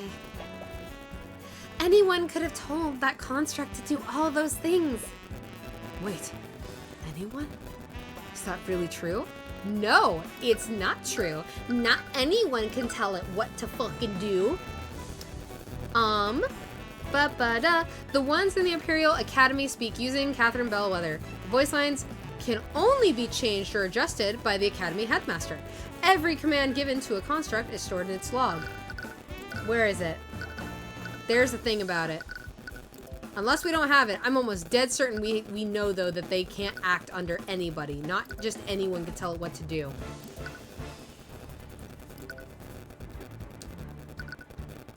Only the nobles can tell it what to do.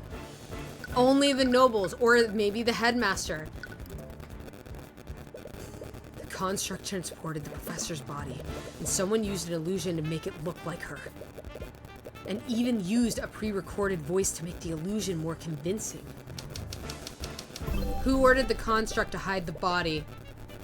Who could have done that?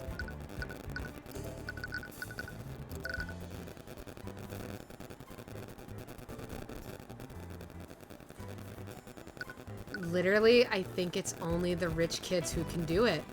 I think it's only her or him. And I'm pretty sure... No! Really? Is it headmaster? Or is the headmaster it? No, that's not right. The constructs are available to the students, but not all their functions are able. Yeah, no, okay, so it's him. There's no way. Is it really? Oh my god. I said forever ago it could be him. I mean, again, it makes no sense, though, because Miriam wasn't lying about things. I threw her out there just in case, because it was him or her. That's crazy. It's him. Wow, the headmaster did it. The headmaster's the murderer. That's crazy. Several memories flood back to you. Mr. Hughes, you said that Bellwether yelled at you? What were her exact words? I think she yelled at me to be quiet. She yelled at me to be quiet. But then we had always been nothing but courteous to each other. I don't know what got into her that day, but something put her in a foul mood. I figured it out. I figured it out. I figured it out. Okay, so this is the new theory. This is the new thing. Headmaster killed her during their meeting. The headmaster found Miriam's rapier. He killed her during the meeting, where she apparently told him she was going to have everyone fired. She probably let it slip somewhere in there that she was going to take his place as well as headmaster. He grabbed the weapon, stabbed her, probably, and then went to the lockers, and he placed it in, I think what he assumed was Miriam's locker, because someone changed the nameplates. And that's a common thing that happens, is Wallace's nameplate gets changed all the time, so that people can yell at him because it's funny and bullying. Don't do that. And he didn't realize. I think he was genuinely... I think he tried to frame Miriam. So that way... Oh, man. Oh, you know what? Because, no, this is why he framed her, or why he probably, like, he probably either A, it was, like, the first thing next to him, and he grabbed it and he stabbed her. Or B, he had already found it, she had said all this, he stabs her. Because I also want to point out, there's an inactive, we do know, we wrote it down, there's an inactive construct in the locker rooms, over here, construct in the locker room, it's inactive. He would stab her, order it to take her body and sword back to where they need to go. And he could cast the illusion. Does he know magic, though? He does know oh my god, he knows illusion magic. I totally didn't remember that he knew magic. Yeah, no, it's him. Because the construct would go and deposit her body there, then it would, like... Then it would walk past Hughes. Hughes wasn't paying attention because he was more focused on the pot. Then it would walk back to the lockers, where everyone's lockers is, and he probably ordered it to put it in her locker. And the construct would then see that see the name Miriam's locker and put it in there.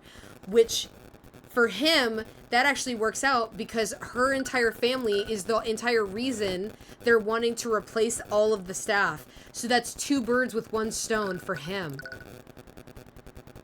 And I don't think he even meant for Wallace to be accused at all. I think he meant for her to get accused and for her to get, like, killed. Or not killed, but her to be, like... Oh my god. Yeah, no, that all lines up. All of this lines up. Wow, okay. I don't even know what got into her that day. But something put her in a foul mood.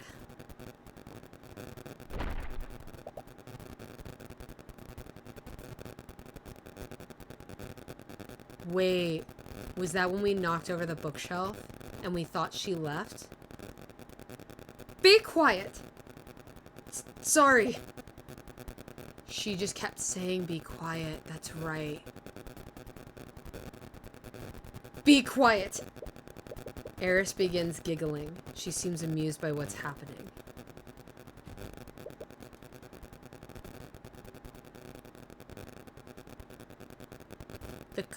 The construct's voice is just a series of pre-recorded messages.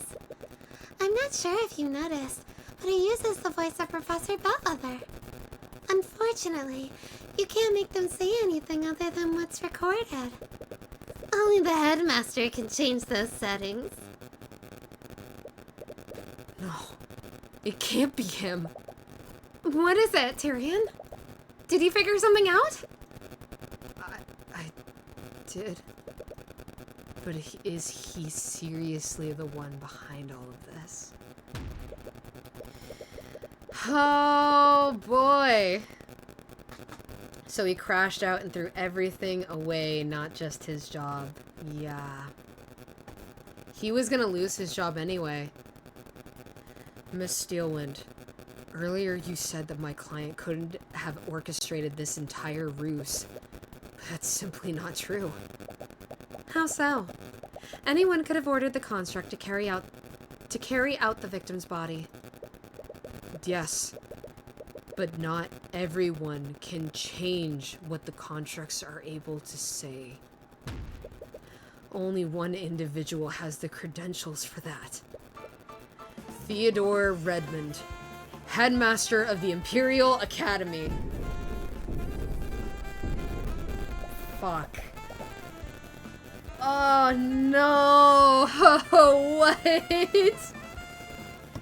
Shit. Wait, you're not serious, are you? You think the headmaster did all of this? I don't want to believe it. But he's the only person who could have done it. That's completely ridiculous. Headmaster Redmond would never do something like this. Miss Steelwind, there's one common element between each of the witnesses' encounters with Bellwether. It's what Bellwether said to them.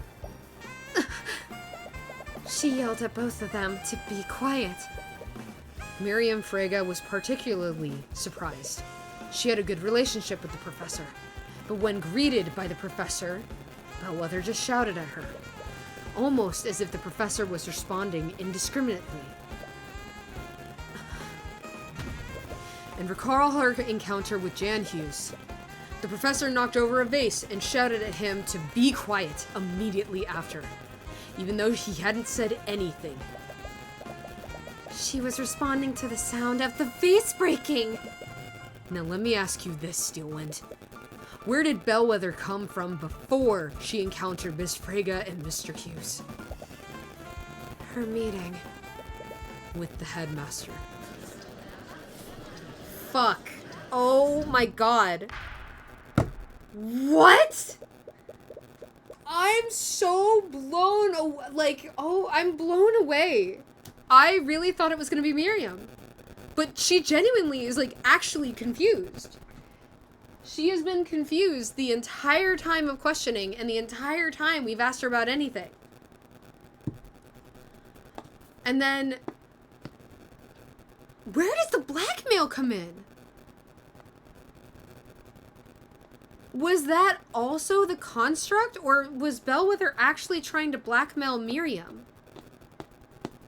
Or was the headmaster trying to blackmail Miriam with the construct at some point? When was she blackmailed? We don't even know. We don't know when. I forget if they said when she was blackmailed. I forget when they stated she was. Yeah, and then Jan knew a few weeks ago during a meeting.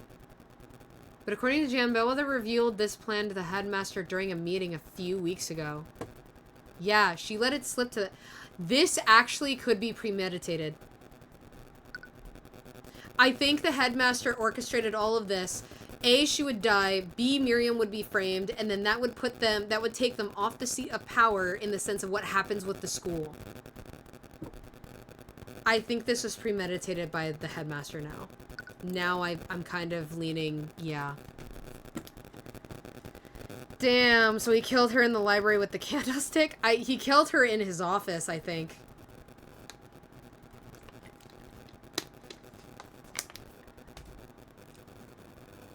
And then I think to make it look normal, I think he had her go to the library and then back. I don't know. It appears that the defense truly means to indict, Theodore Redmond. So can Hughes leave now? Yes. Yes, he can. If so, we have no choice but to take a brief recess until he can be brought here. Fuck. I think he's here. There's no need. Here he is. There he is. Fuck. Fortunately for you, I'm already in the gallery. The headmaster stood up from the gallery seats behind you. He was on the defense's side and slowly walked onto the witness stand. I don't think he really meant to get Wallace indicted into murder. I really think he was hoping to get Miriam charged. I think it was a two birds, one stone situation. I really think that's the case. This is crazy. This is actually crazy. Oh my god. Okay. Yeah. Has he been here the entire time? Now, please correct me if I'm wrong, Mr. Cuthbert, but do you think I am the one who committed this crime? I'm sorry, Redmond, but no matter how I look at it, everything I found points to you. He did. He wanted to. Oh my god, wait. Plus, the day we went to the lockers, he was there asking Orem if he could get his stuff from the lockers. Maybe he didn't mean to indict Miriam. Maybe he didn't mean to at all. Maybe he was trying to find the murder weapon and get rid of it entirely, or clean it and put it back in Miriam's locker. I don't think he meant for... Actually, no. He might not have meant for Miriam to get indicted. Never mind. That's right. He went to the lockers to grab stuff. And then Orem told him no, because it's still a crime scene. And our, Miss Arya said... Arya Steelwind went like, no one's allowed in here until we're done. No, there's no need to apologize. In fact, I should commend you on the lengths that you're going to defend dear Wallace. The court appreciates your understanding, Mr. Edmund. He's pissed. He's actually pissed. I don't think he understands at all. Now then, to clear the air, I suppose I should give my testimony on what happened that day. Yes, yes you do. Okay. Oh boy. That day, I had a meeting scheduled with the professor at noon. She showed up at the expected time, and we discussed various administrative matters. Our meeting went on for an hour, after which she left to prepare for her next class. Despite our many disagreements, we still knew how to be civil with one another.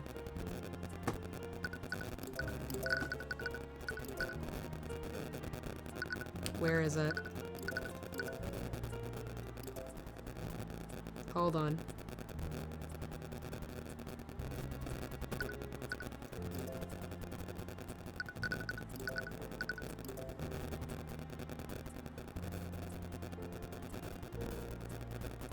I think this is what we use here. I think we use Bellwether's plans here for this statement. Because I don't think they did know how to be civil. She didn't, at least with him. In that regard, she didn't. After all, I had no reason to bear a personal grudge against her. Ha! Nope, there it is. That's the statement we're using the plan on. That's it. That's the one. I had no reason. You had so much reason, actually. I just can't see it. He seems like such a nice person. Is he really the person we're looking for? He has to be. No one else could have orchestrated this entire plot. You just need to find out how. And why. No, we know how and why. Come on, Cuthbert.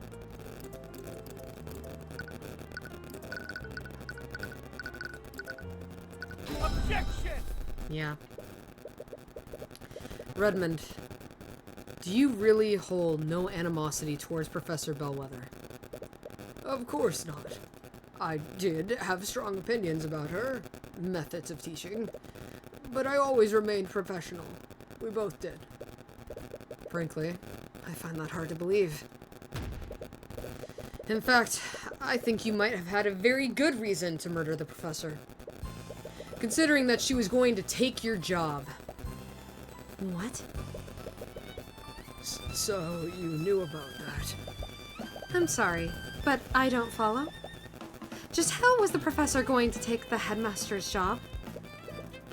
Arya didn't know about any of this? Oh, Arya. Okay. According to Miriam Frege, Catherine Bellwether was currying favor with the noble families. In fact, there was a plan to oust Mr. Redmond and appoint Bellwether as the new headmaster of the academy. What? But in any case, I doubt that the headmaster had any idea of this until now. I'd like to remind the court of the witness's reaction just now.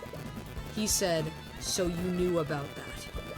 His reaction was one of surprise. But he wasn't surprised by this information. He was surprised that I knew this information. That's... Please, dear Arya, I may be a frail old man. Oh, his eyes opened! Uh-oh. Whenever a character with closed eyes opens their eyes, that's never a good sign. That's never a good sign. Oh boy. I may be a frail old man, but I'm perfectly capable of defending myself. If you have an explanation, Mr. Redmond, then by all means, I'd love to hear it. Gladly. Oh boy. Oh my gosh. Oh, it's speeding up. We're getting there. We're getting there. It is true that I knew about Frege's plot beforehand. but I had only just learned about it. That's a lie. We can literally present the same thing. This is supposed to be kept secret, but according to Jan, Bellwether revealed this plan to the headmaster during a meeting a few weeks ago. This is already... Yeah, we already got him here, too. On the day of the murder, the professor told me about her plan. She was going to replace me as headmaster and replace the staff with her arcane constructs. You knew about this weeks ago. Now you might say that this would have given me the perfect motive to murder the professor. However, the supposed murder weapon was stolen from Miss Frege. This happened weeks before the murder and my discovery of the professor's treachery. I had no knowledge of this plan before she told me, and therefore I wouldn't have known to steal Miss Frege's weapon in an attempt to frame her. This is 2 birds, 1 stone. Shit. Are you satisfied now, Mr. Cuthbert? There is no way that the headmaster could have come up with this plan. Yes, there is, Arya. If he really did do this, that means he stole the rapier too, right? Most likely. His alibi makes sense. He couldn't have planned this whole thing unless he knew about Bellwether's plans. But he did, Celeste. That would mean he knew about this weeks ago. Exactly, Celeste. He did. But how did he even find out? She told him weeks ago, because she probably got overly excited and all like, fuck you, I'ma take your job, because she's a bitch. She probably got, like, big-headed about it and overstepped. The best way to tell a convincing lie is to leave out a lot of truths and only change one detail. Maybe Bellwether did tell him, but she actually told him weeks ago. She did! We have the evidence! The question is, how do you prove that? Mr. Cuthbert, you may begin your cross-examination. We already have it.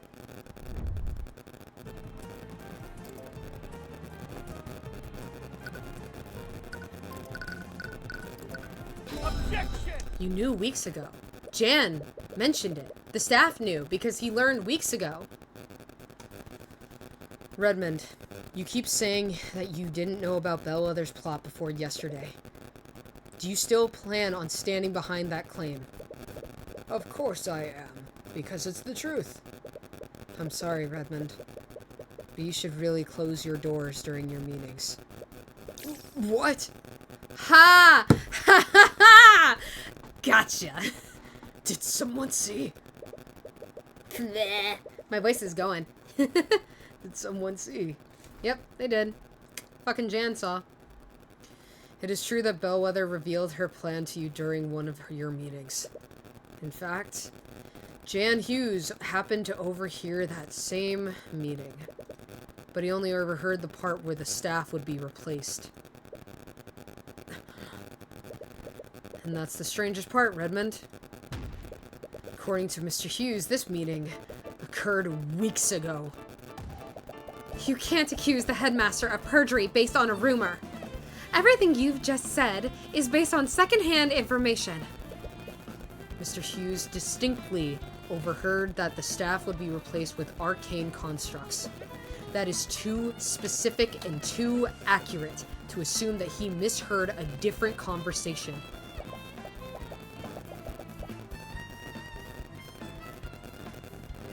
The professor probably only revealed her plan to the arcane constructs. That still doesn't prove that he knew about her treachery beforehand. Professor Bellwether had no authority over the cleaning staff's employment. It would make sense for her to just reveal her plan for the arcane. It wouldn't make sense for her to just reveal her plan for the arcane constructs. That would only make sense if he knew that Bellwether would be taking his job. So tell me one thing, Redmond.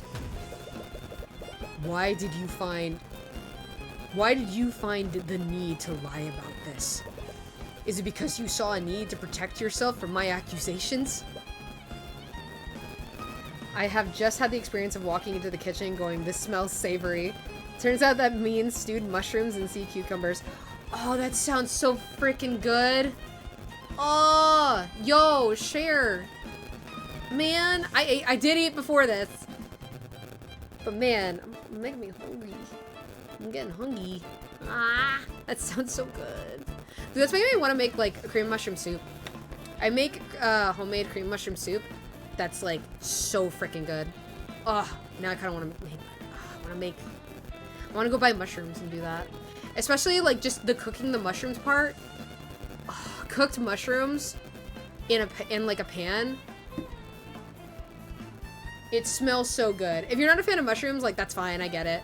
But man, to me, oh, the smell smells so good. How far are you from me even? I don't know. You know, like, I don't know, just shove it through your computer screen to me, or your phone, whatever you're listening. Just like, throw a mushroom on there. It'll get to me, probably.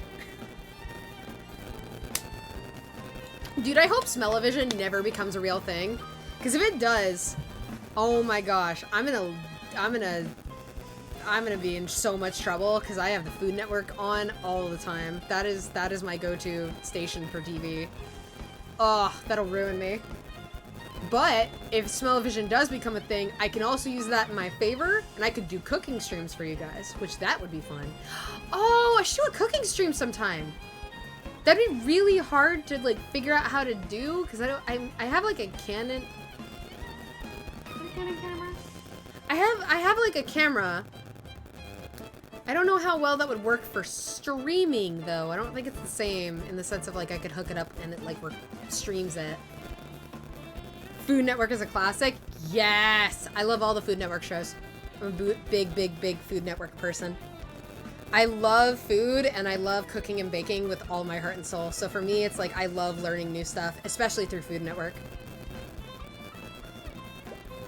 Redmond, I asked you a question. Did you murder Catherine Bellwether? Oh!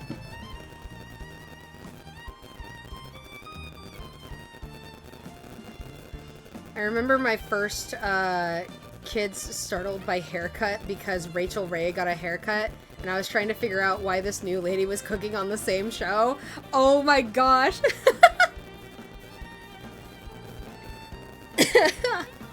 That's really funny. Rachel Ray's great. I love Rachel Ray stuff. Pioneer Woman is fantastic. I love watching Pioneer Woman. Pioneer Woman has a lot of good recipes. Also, I think we got him, chat. I think we got him. What a fine mess this is. I'm not done. Not yet. Headmaster? So you truly plan on pushing this, are you? Well, your thesis sounded promising, Mr. Cuthbert. But I believe your arguments could use a little work. Let's go, baby. Let's go, motherfucker. You think I killed Catherine Bellwether? Me! I am an elderly man in his late 80s. Oh, so, I mean, if you get killed off, it'll be fine. You're trying to get, like, you're trying to get a 17-year-old and, I'm sorry, are they both not 17? You're trying to get a 16-year-old or a 17-year-old convicted of murder and killed on the spot. While I agree, Miriam is a bitch, that's still fucked. Immensely. Also, the music's going ham.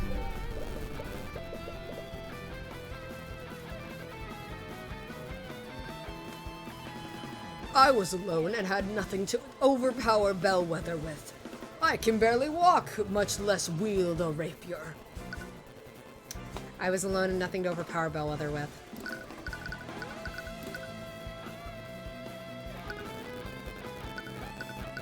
Okay. Hold on, we gotta think about this.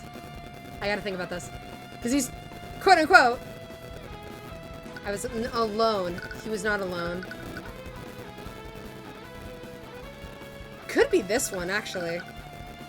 Was he? I was alone. Wait. I was alone and had nothing to overpower Bellwether with.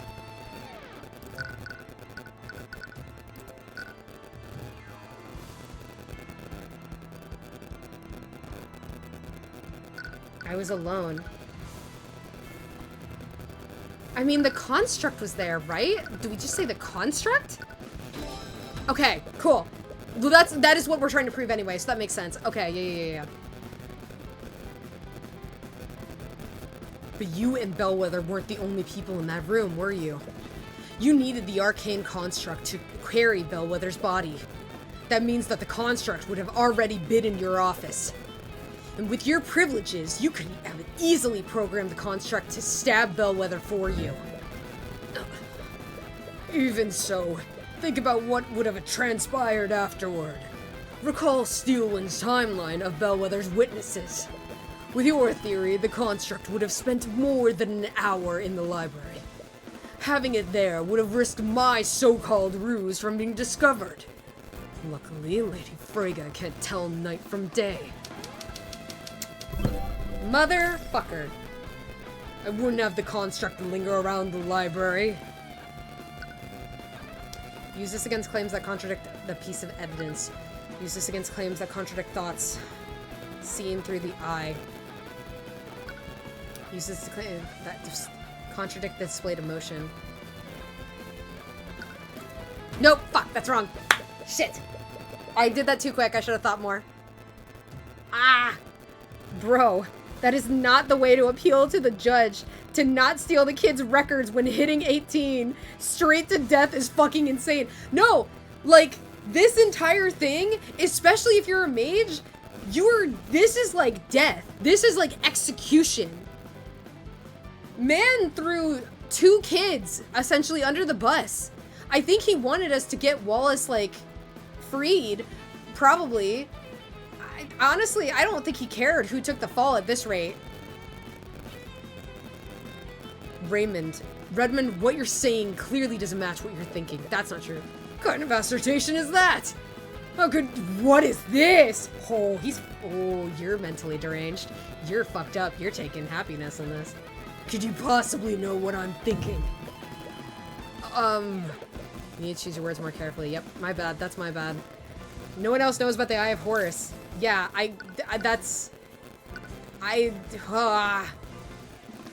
claims that contradict thoughts seen through.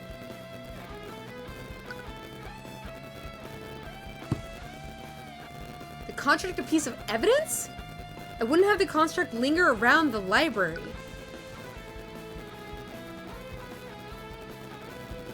Wait, am I oh god, brain. Brain power work! What am I missing? I'm missing something here.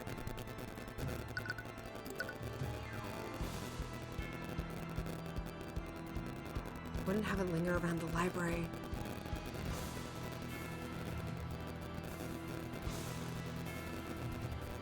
Oh my god. Brain power. Master was planning to fire. They were also planning to fire the academic stuff. This was supposed to be kept a secret. I wouldn't have just kept it roaming around the library.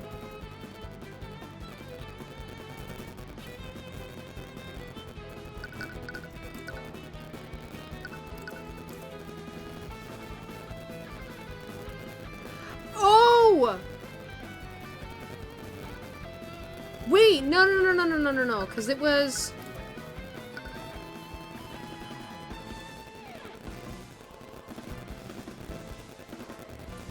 Yeah. The lockdown wasn't called yet.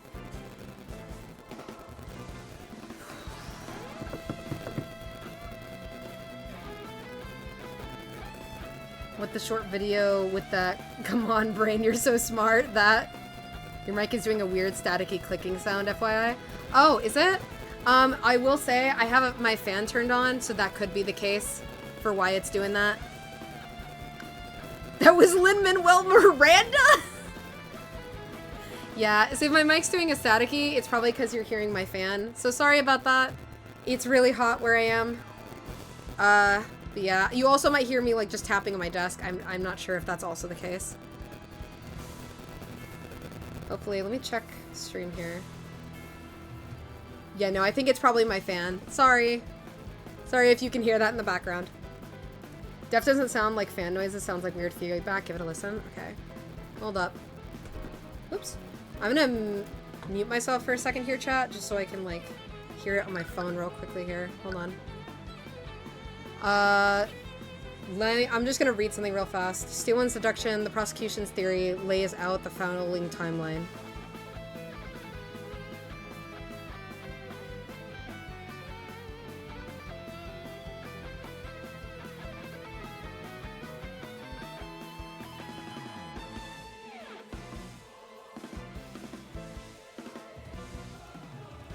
Okay, I don't hear it currently. Hold on.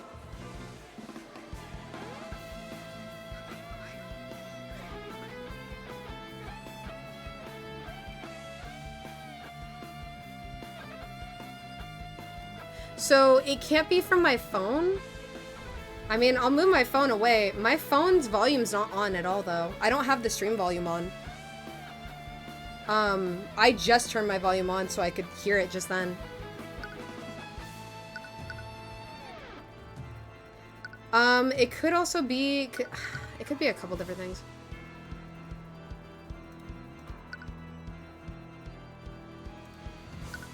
Come on, chat. I'm checking something right now. Properties. No, it's on the right mic, too. Yeah, sorry about that. I think that's just gonna be there. I can't fix that. I don't know what could be causing it. My assumption is the fan, but if it doesn't sound like the fan, then I truly don't know at this moment. It's definitely not from my phone or anything else, though. If I turn... Hold on.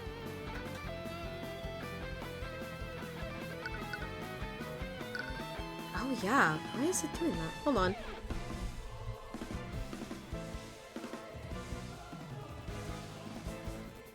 What is it picking up?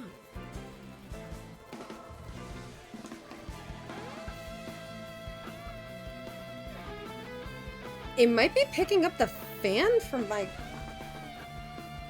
Is it picking up that? Like...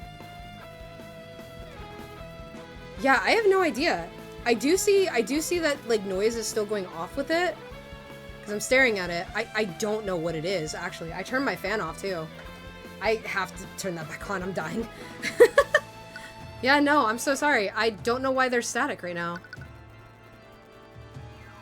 I have no idea what that is.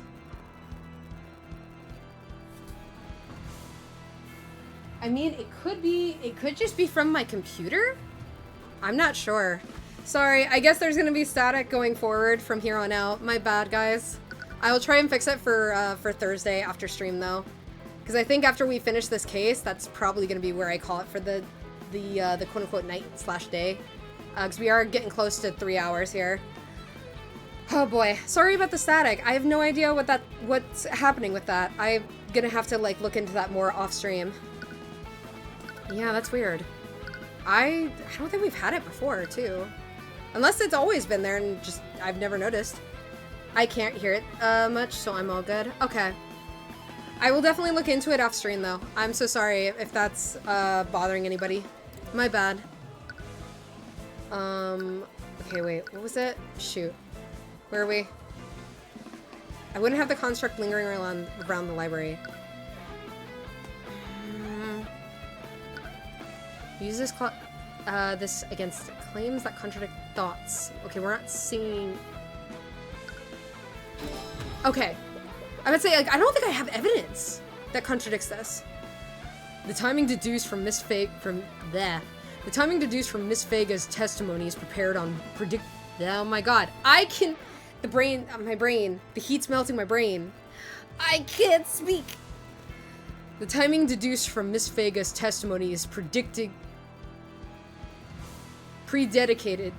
my god, I can't speak. We're skipping this word. On one thing, I'm sorry. I'm, like, losing it, man. Oh my gosh. I'm also sweating.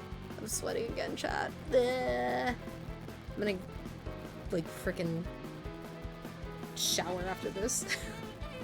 I need cold water. I need something. She saw Miss Bellwether exit your office after your meeting. However, if we assume that you're lying about when this meeting ended, your entire argument falls apart. Miss Frege would have encountered Bellwether would have encountered Bellwether after her death at 2:01 p.m. Miss Frege wouldn't have made a mistake like that. Miss Frege thought it was morning when she saw Bellwether. She can't reliably tell the time. Then, what about where the rapier was placed? If I really was the murderer, then that would mean I planted the weapon in young Wallace's locker. Several of the students had lockers there that I had access to. I wouldn't have placed incriminating evidence in that locker. You would have if you thought it was Miriam's. Wallace is one of my prized students. If I had to frame anyone, he would be the last person I chose. Exactly. He was the last person you chose. You didn't choose him on purpose.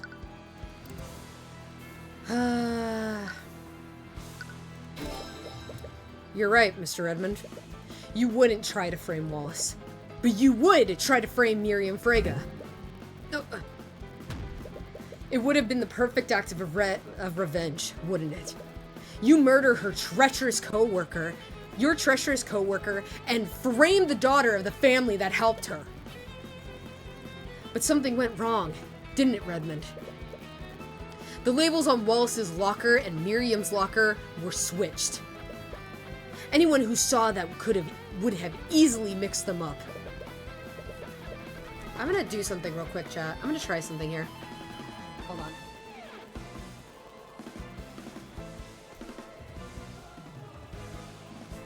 I pressed the mic in a little harder. I don't know if that fixed it or not. I don't know why there's static. I have the, thing turned down, too. It could just be my mic in general.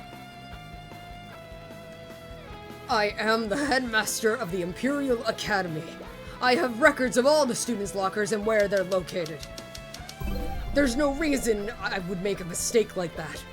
If I truly planned this, I would have known where Wallace's locker was. A simple change in labels wouldn't have led me to make such a careless mistake like that. It would for the construct, though.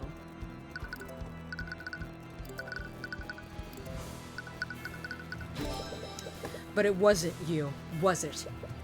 Your arcane construct was the one who planted the rapier in the locker.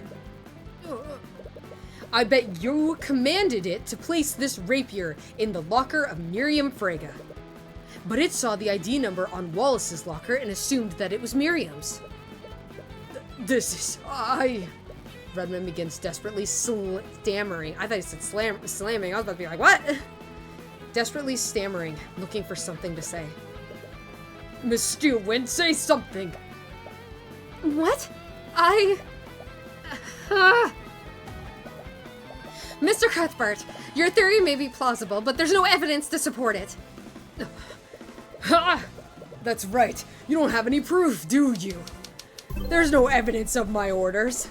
Saying that I could have committed the murder is the same as proving I did it.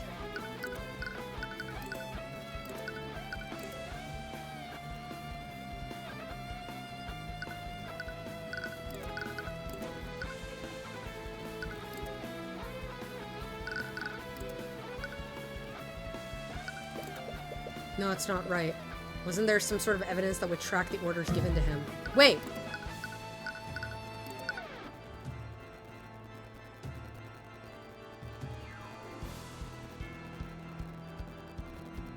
Isn't there a what?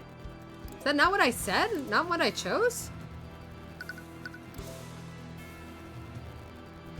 Shit, what am I know the answer, but it wants a specific thing.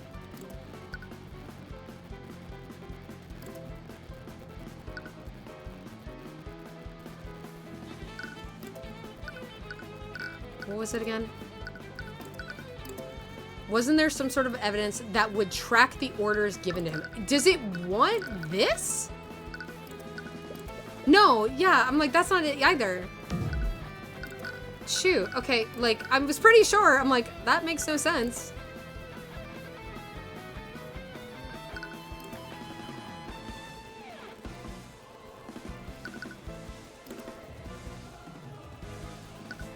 There's no evidence of my orders.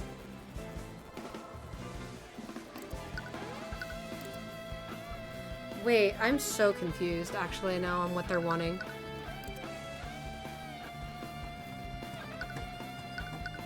I'm getting confused on the orders here. Isn't there... Wasn't there some sort of evidence that would track the orders given to him? Is it not?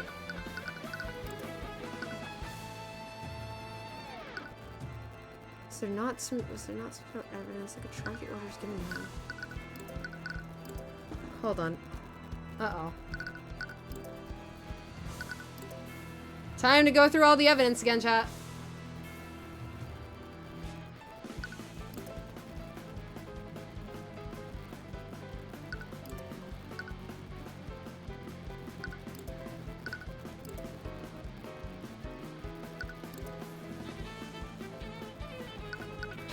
Oh, okay, they just wanted me to present the construct again. Okay, that makes, I get it.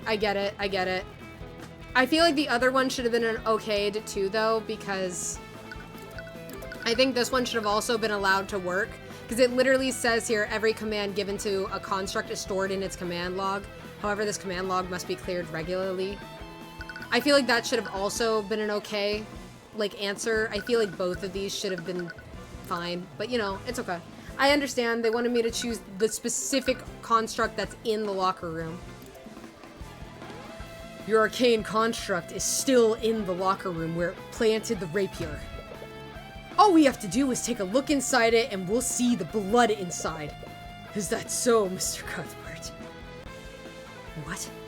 Why does he look so confident? He cleaned it. No. Mr. Cuthbert, I already checked the inside of that construct during my investigation.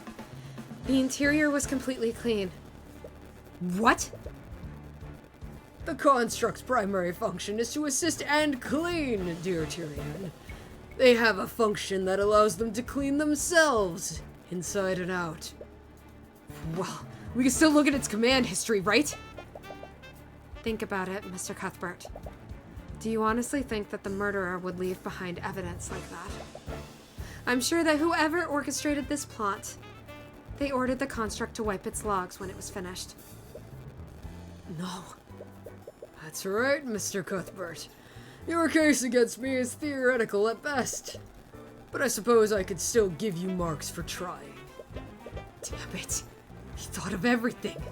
Was he seriously able to get rid of all the evidence? I don't think so. You're running out of options, but you still have one tool left. Ha! It's unbecoming to glare like that, young Tyrion. She knows! She knows what we're doing! She does know! He's doing it again. Bring yourself back to that moment with Garrick Pierce. Think about what's at stake for Wallace just like you did with Celeste. His life and his future are in your hands. Naught can remain concealed. Here we go. Oh boy. You activate the empowered eye again. Redmond did a good job of covering his tracks, but there has to be something that he forgot to get rid of.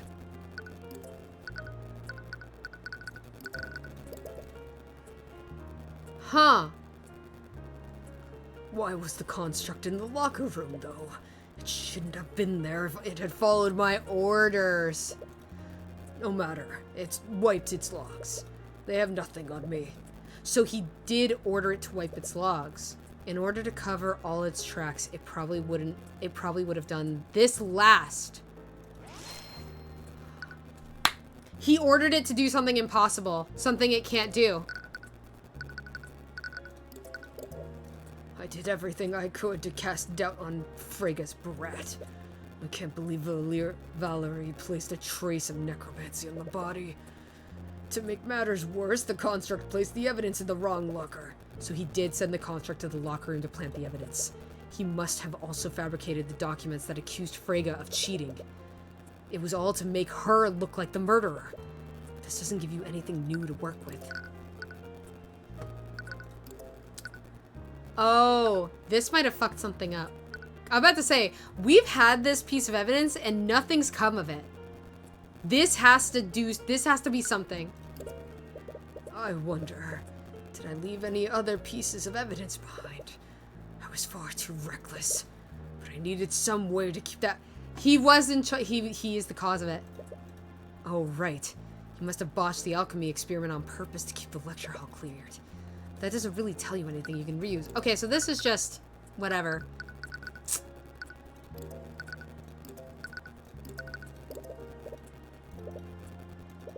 The same thing.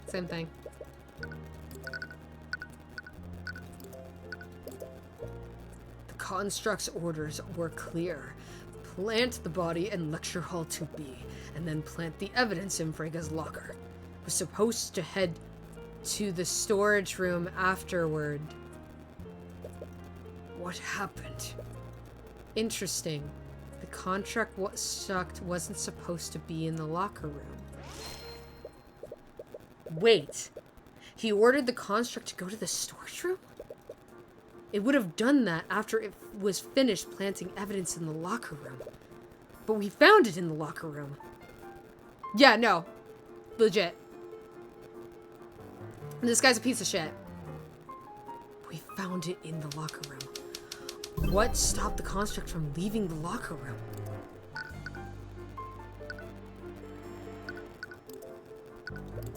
No, that's not right. Redmond clearly didn't intend for the construct to end up at the locker room. Someone or something must have interfered with it.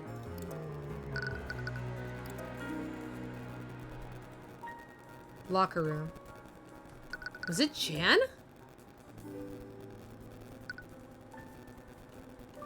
Someone or something must have interfered with it. There's no way it's Eris, right? There's no way it's Eris being weird again, right? No.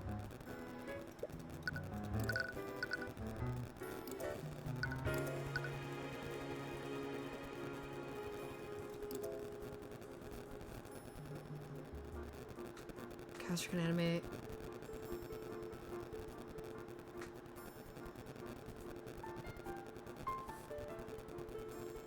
Wait. While concentrating, the caster can animate and move the image to a different location within range. The illusion is purely visual and can't be physically touched. Would that fuck up the plans? Because maybe he gave it a thing where he stated don't get touched? No. I feel like I'm on the right track. I'm just not understanding here. There's something I'm missing. What caused it to not leave the locker room?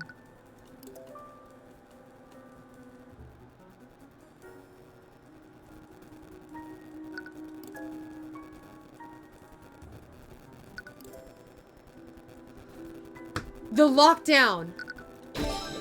The lockdown! Oh my god, I almost forgot about the lockdown! Right. The body was probably reported earlier than Redmond expected.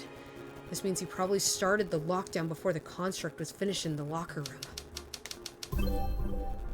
How did the lockdown affect the construct's actions? Does this change anything? Yes! Because he... Oh! The logs are still there. The logs are still there. Because, and we know this, if it was supposed to go to the locker room and, like, wipe itself clean or whatever stuff last, if you give it 3 things to do and task, like, A, B, C, and task B is impossible for it to do, everything afterwards will not be done. It will just stop. It won't do any of the other commands.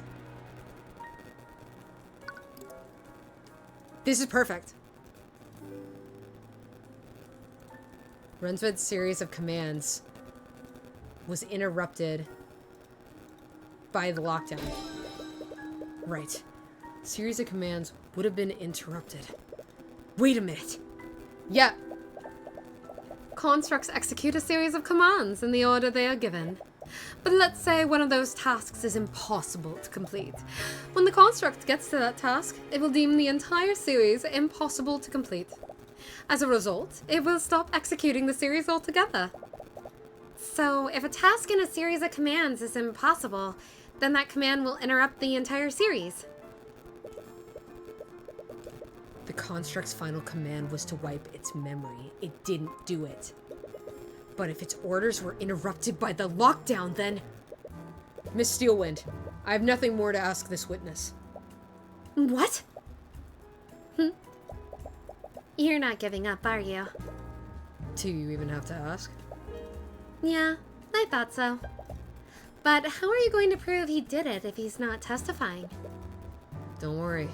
The next witness's testimony will be all I need. Next witness? That look on your face isn't one of defeat. Just what are you planning? Ha! It's nothing but desperate bravado. Now if you'll excuse me. You've let your quarry get away, Mr. Cuthbert. I hope you know what you're doing. I do, Miss Steelwind. First, I'd like for the Inquisition to bring in the Arcane construct in the Academy's locker room. We've already established that the murderer could have wiped its history. Please, just humor me for a second, Miss Steelwind. Very well. Bailiff, please relay Mr. Cuthbert's request to Commander White. Let's get it. Oh, hello! Well, here's your construct. I hope you know what you're doing, Mr. Cuthbert. Construct. What are your orders? Please recite your command history. Reporting. Command 1. Stand by in Headmaster's office. It didn't wipe. Command 2. Await vocal signal. Yep, here it is. It didn't wipe. He got fucked because of the lockdown. The lockdown destroyed all the series of commands. Command 2. Await vocal signal. Attack from Theodore Redmond. You hear Redmond stand up from the gallery. Seeing this, the prosecutor watches him and carefully clutches the handle of her cane. Gotcha, bitch. Command 3. Treat Catherine Bellwether as a hostile entity and neutralize. Construct, wipe your... Oh, what is this? Hold on. She's using magic right now in court. Hold on. Before he can finish his what is this? Oh, shit, stuff is happening. Before he can finish his sentence, the prosecutor points her cane at the headmaster. Magical energy shoots from it and collides directly with him. The magic wreathes around his body and stops him from moving. He's clearly trying to struggle against it, but it looks like he can't even move his mouth. Miss Steelwind. Excuse the interruption. Please continue. Command 4. Await vocal signal. Leave. From Theodore Redmond. This is a lot of commands he gave it. Command 5. Move to classroom 2B. Reply to any inquiries with voice line number 3. Command 6. Remove Catherine Bellwether from interior frame and place on floor. Thank you, Construct. You can stop now. I think we all know the rest. But just to be clear, who gave you this series of commands? Commands were provided by Headmaster Theodore Redmond. Yeah. Was he not already got by this point, lol? The judge was like, what are you doing, Steelwind? Like, the construct didn't already give everything away 100%. Now he's back on the stand. Why is he here? No one knows. Arrest this man. Execute him. He's 80 years old. He's lived his life. Respect your elders. Don't act like I actually felt bad after saying that. But also, this is a piece of shit old man. He wanted to get a 17-year-old killed. Guaranteed. Like, granted, the 17-year-old was like a piece of shit. She's a bitch, but still. Oh my god. Oh! I ordered the construct to wipe its command history. Mr. Edmund, constructs don't follow the same logic that humans do. They're prone to error when their commands are impossible to execute. Impossible? In what way were my commands impossible? You were the one that made it impossible. You activated the lockdown system. The lockdown. The body was found earlier than you'd like. You had no choice but to immediately activate the lockdown system when it was reported.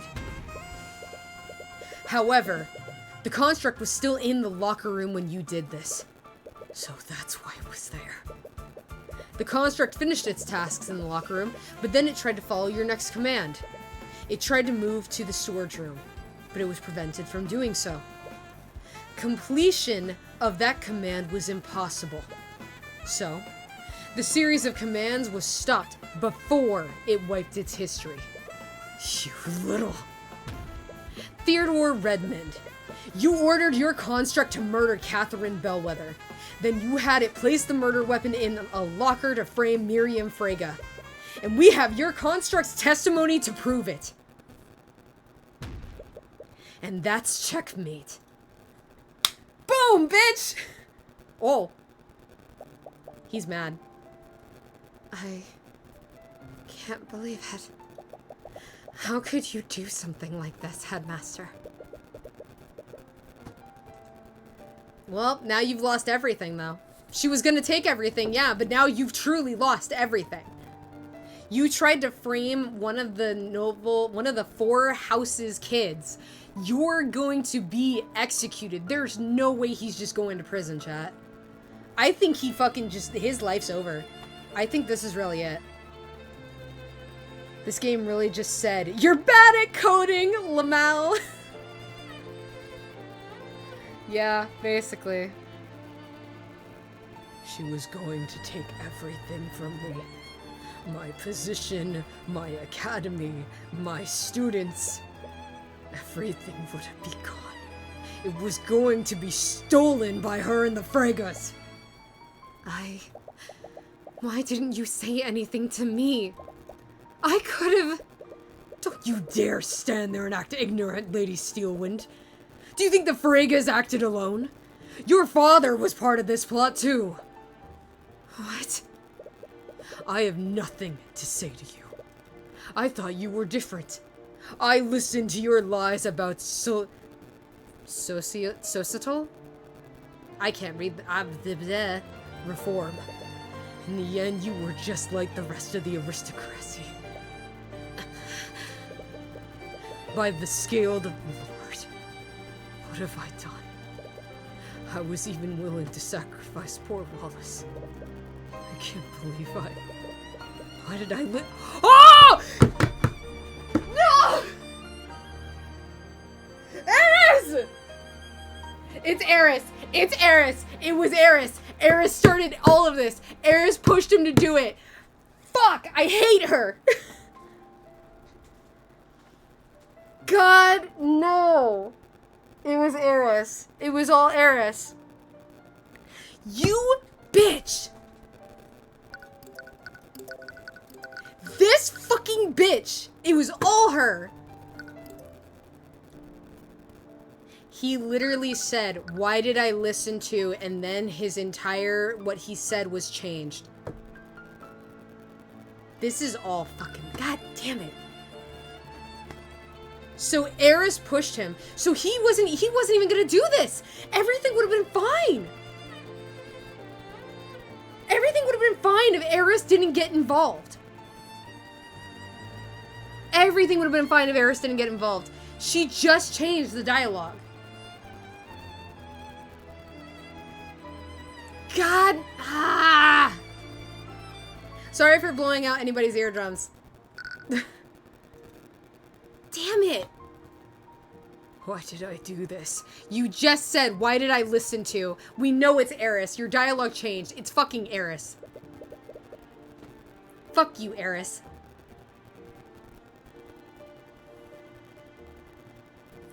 This goes, okay. This appropriately concludes, though. Eris, I think, is the one who is committing all these mass homicides. All the stuff that we were told by Orem last time we played, in the sense of people just would commit these horrendous, heinous murders, and then all of a sudden they would be like, I didn't do it, I didn't mean to, what am I doing here? It's Eris. It's all Eris. Oh my god. Eris is the mastermind of the whole thing. Eris is final boss. Fuck you, Eris. I hate you. You, like, ruined so many people's lives because of this. There wouldn't have been a murder if he just didn't listen to her. But she can change people's thoughts and minds. She can literally brainwash a person. Frick. It appears we have a full confession. The court sees no reason to prolong this any further. Bailiff, please escort the witness to a holding cell.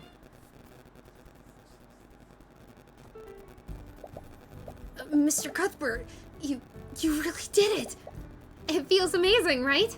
Like a big weight being lifted from your shoulders. I'm not very happy right now, I'm gonna be real. I'm happy we got Wallace out. I'm not...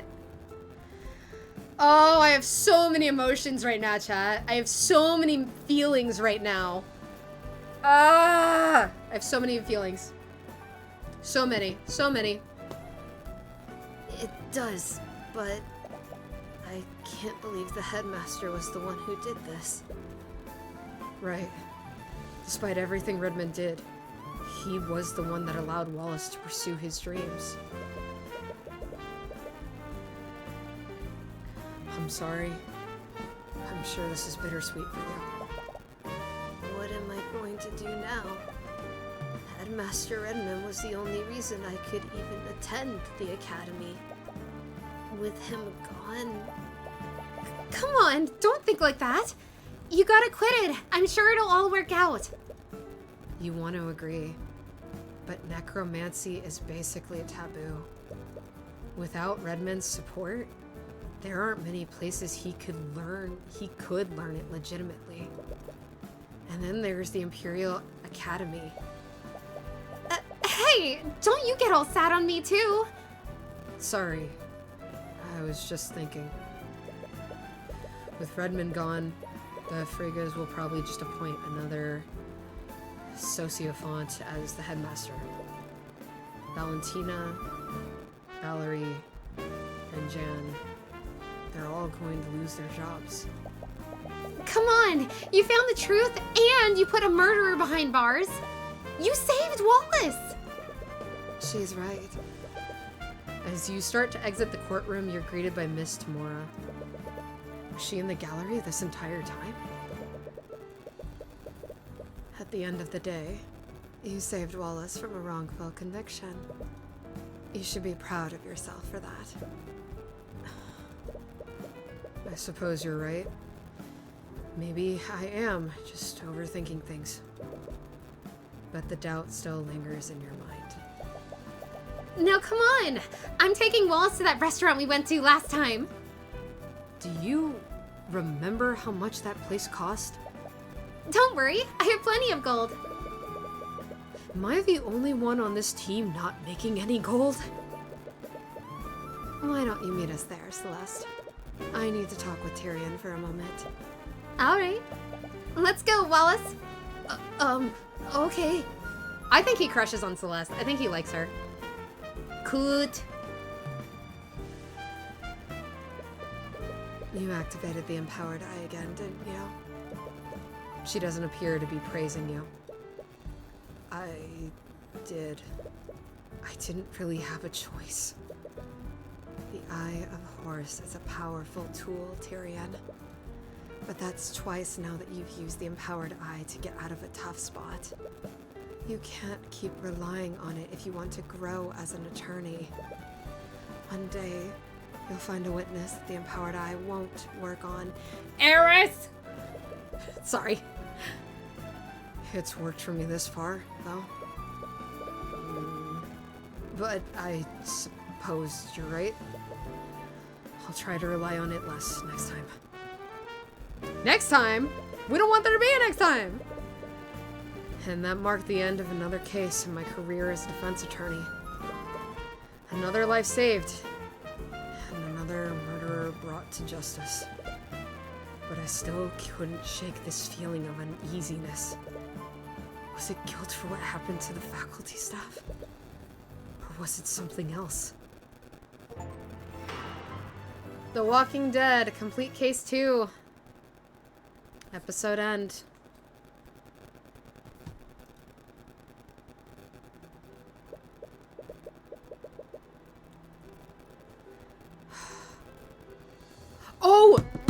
Because this is gonna connect. It's all gonna connect. She knows. She knows something's wrong. She knows. She has to. Because of all the previous, like, homicides and stuff so on. Especially because he went, why did I do this? And that connects with all the other previous, like, murders and, like, serial killings and other random stuff that's been going on she's been investigating, where people are confused after they've done the thing they've done. And they are like, I would never have done this. Why would I do this? Why did I do this? Man, Stewin has been talking with the perp for hours. What's there to even ask at this point? Turns out she doesn't trust his testimony. Something about his memories not matching up with the crime scene. You don't think he has mage blood, does he? No, it's not that. This coincides with everything that she's been investigating. She found that damned symbol etched into his desk. Symbol? We weren't told about a symbol. Were we? We don't have that. I just remember. I don't think there was a symbol. I don't remember. If we were explained the symbol before, that I think was explained to us by Orem, that it was found at every crime scene. That Steel One's been investigating where people don't know why they've done what they've done, or they committed these murders and they're like, it wasn't me. I don't remember this. Oh, what did she call it? The purple mark? No!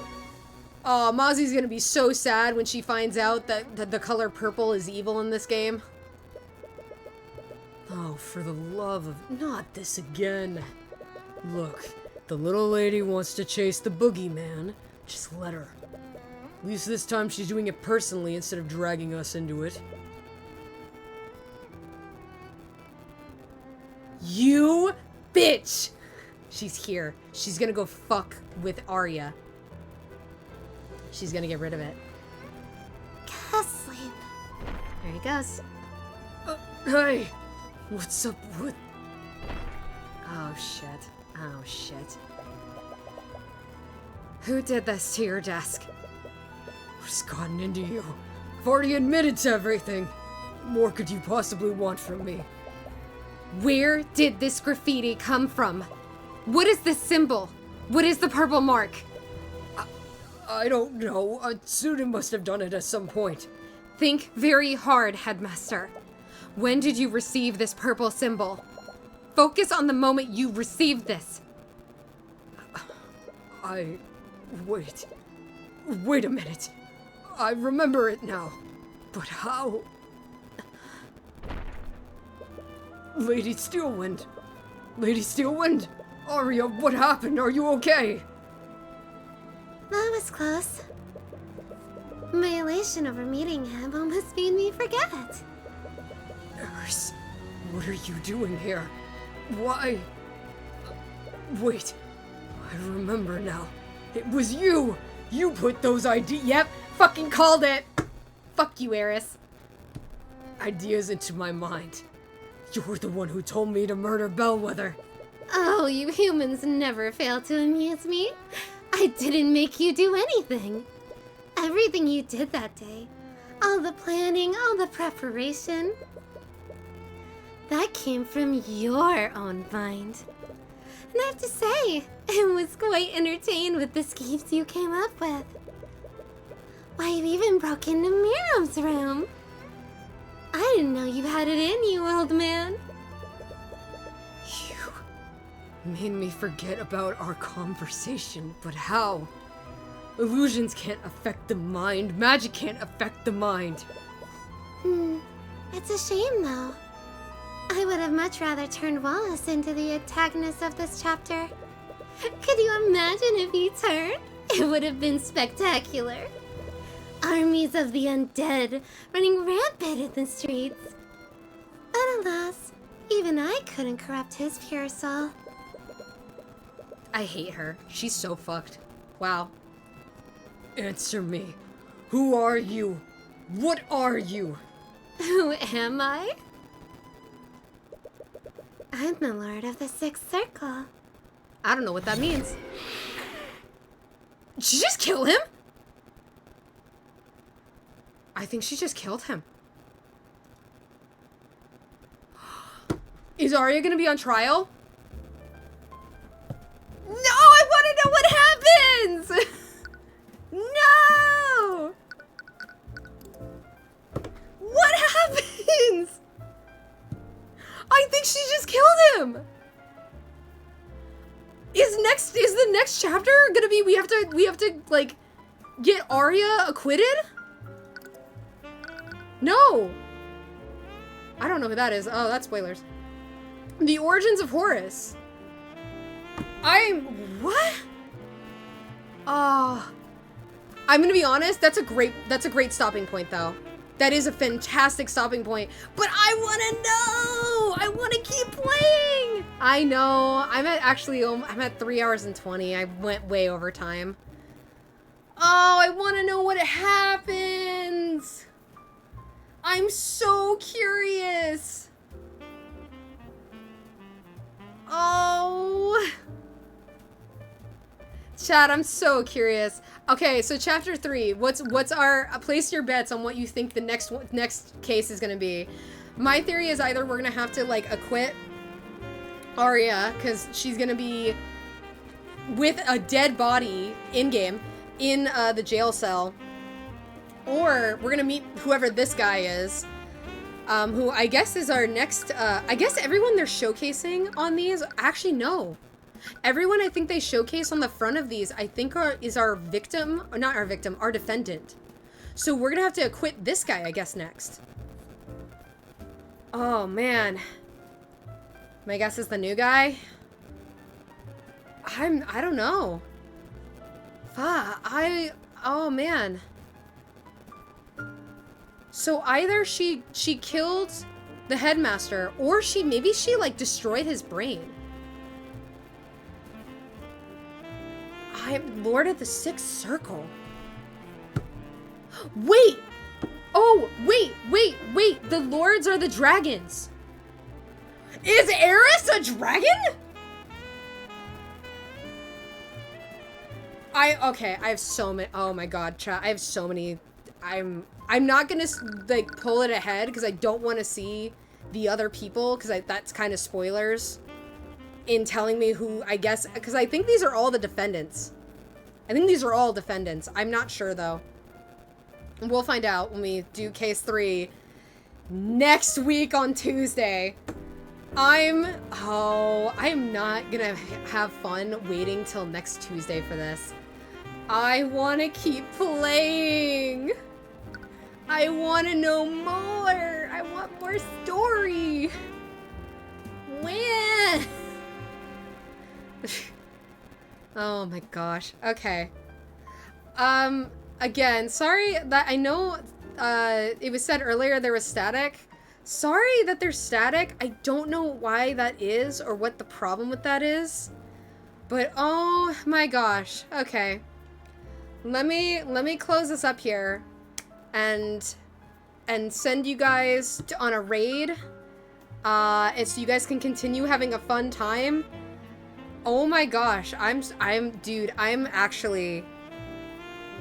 This is all blind. I want to point out, all of this is blind, chat. I knew none of that from a point. I am so blown away.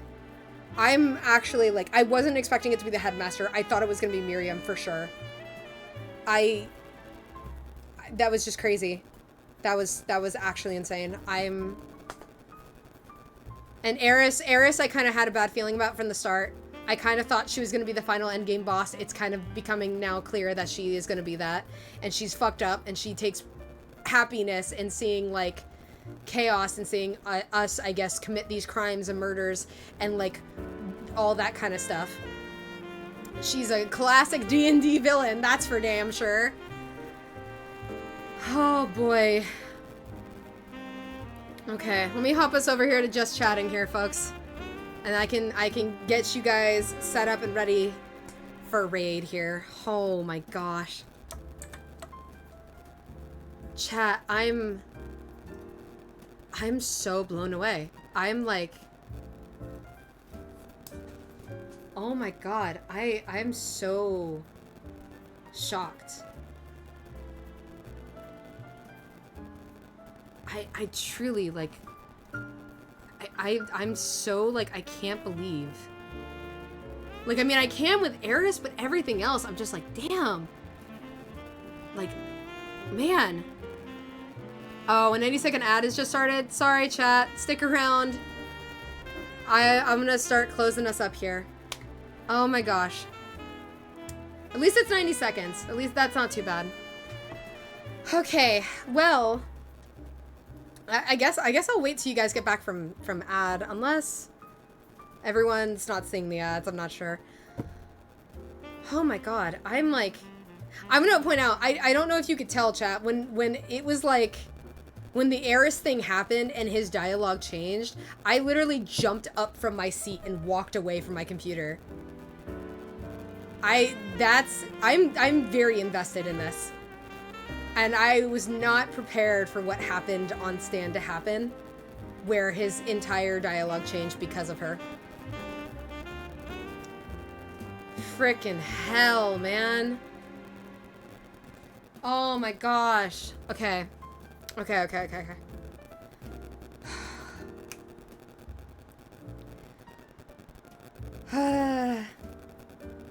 Dude, I need that ghost picture.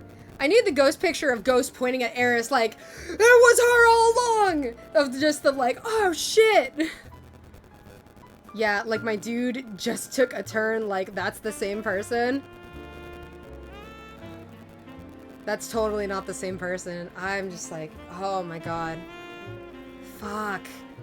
Alright, I see that you guys are all back from the ad. Let me do my quick thing here, and then I will send you all off so you can continue enjoying your night and or day. Also, I hope you guys had a good day today. I hope you guys had a good day before stream and everything.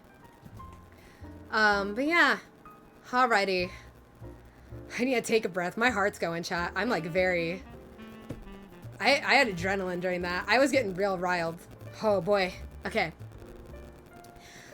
For those who are new and those who are my returning VIPs, my name is Pancake VA. I am a voice actress, and if you are curious about any of the projects I have been a part of, or voiced in, or been in, you can check all that out on my card. That is pancakeva.card, C-A-R-R-D. Once again, that is pancakeva.card, C-A-R-R-D. My demo reel is also on there if you'd like to check that out as well.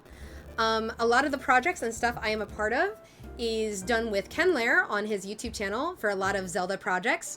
We have 2 audio plays / audio dramas going on right now. We have Couple of the Wild, which I believe we are at chapter 11 right now, so you can catch up with that. I voice a bunch of NPC kind of characters and background characters in there, but I also voice a big character that's going to have a big little section coming up in chapter 14, so keep a lookout for that. And then we also have Dance With Me, which was written by Dahlia, and it is amazing. And I believe we have that up to chapter 4, if I am correct. And you can check that out as well. That's also amazing. I voice a couple background characters here and there in that as well. Also, I have 2 big characters coming up in later chapters for that as well, so also keep a lookout there. Yeah, let me put Ken's channel here for you guys so you guys can easily get to it if you'd like to check out any of those. We also have, if you like comic dubs, we have Splendor, which is an awesome comic dub that was written and made by Omnom Berries. And the music in our dub was made by Benthoven. It is one of our highest grossing videos, and it is just, it's amazing. And I'm so proud that I got to be a part of it. I voiced 2 characters in their chat, see if you can also find me. But yeah, we got all of that. There's also a Discord that I have. Oh, there's also a Discord if anybody is interested in joining that. You do not have to join it, and if you do join it, you know, you're not forced to talk in there if you don't want to. You know, I try to post in there here and there and like interact with you guys and stuff and so on. But if you'd like to like interact with me a little bit more or make some friends with people, you know, come on in and join, and you guys can like hang out and like so on and so forth. I love to know like stuff going on with you guys. It's always really fun, especially for Fortis, whose birthday was my last stream, and I got to see their birthday cake. They posted their birthday cake in the Discord, and it was awesome. Yeah! We have a party room now. So also to all my VIPs, if it's ever your guys' birthday, don't feel free to like just chuck it in the party room and say it's your birthday. And I will 100%. I will be like, it's your birthday? And I will 100%. Yeah, let us know it's your birthday though if you're in the Discord so we can all celebrate with you. Yeah. Also, feel free to let me know if it's your birthday on stream. I'll put another little red panda in the top corner and your name can be in the stream for the whole time. But yeah. Alrighty. All my socials, I'm on Twitter, Blue Sky, you can find, casting call, I guess if you want to check my casting call. That's all on my card. All of it is Pancake VA. Well, I think my card might be something different, but that's on on my card. You can check that out. My email is there. If you're interested in commissioning me for anything, please feel free to email me that you have a project you'd like me to work on or do something with you. But I would appreciate it because I did get an email recently. I don't know if it's a scam or not. Just make sure you have all your information. Otherwise, I will not respond to it because there is a lot of scams going on nowadays for voice actors. But yeah, other than that, let me get you guys ready to raid. Who we raiding tonight? Who am I gonna do? Random's on! Oh, you know what? Random is on, but Patry's on right now too, and he came into stream earlier, so I would love to give back to him tonight. I'd love to go and join him and like all that stuff. Wow, a couple of people oh my gosh, there's so many people. Oh, there's so many people I want to raid actually. There's Sunshi. Oh, we got Crowfeather or Kawareta Crowfeather, who I really like his streams as well. I raided Wade the Shiba once. He's cool. Killa Kawaso. Oh, a lot of good VTubers. I think we're gonna go with Patry because he joined my stream super early tonight, and I'd love to get to raid him back. I'd love to give it back to him and stuff and all that. But yeah, oh my goodness. Thank you guys so much for stopping by. Thank you for joining me on this awesome, fun adventure. And I'll see you guys on Thursday for Chibi Robo.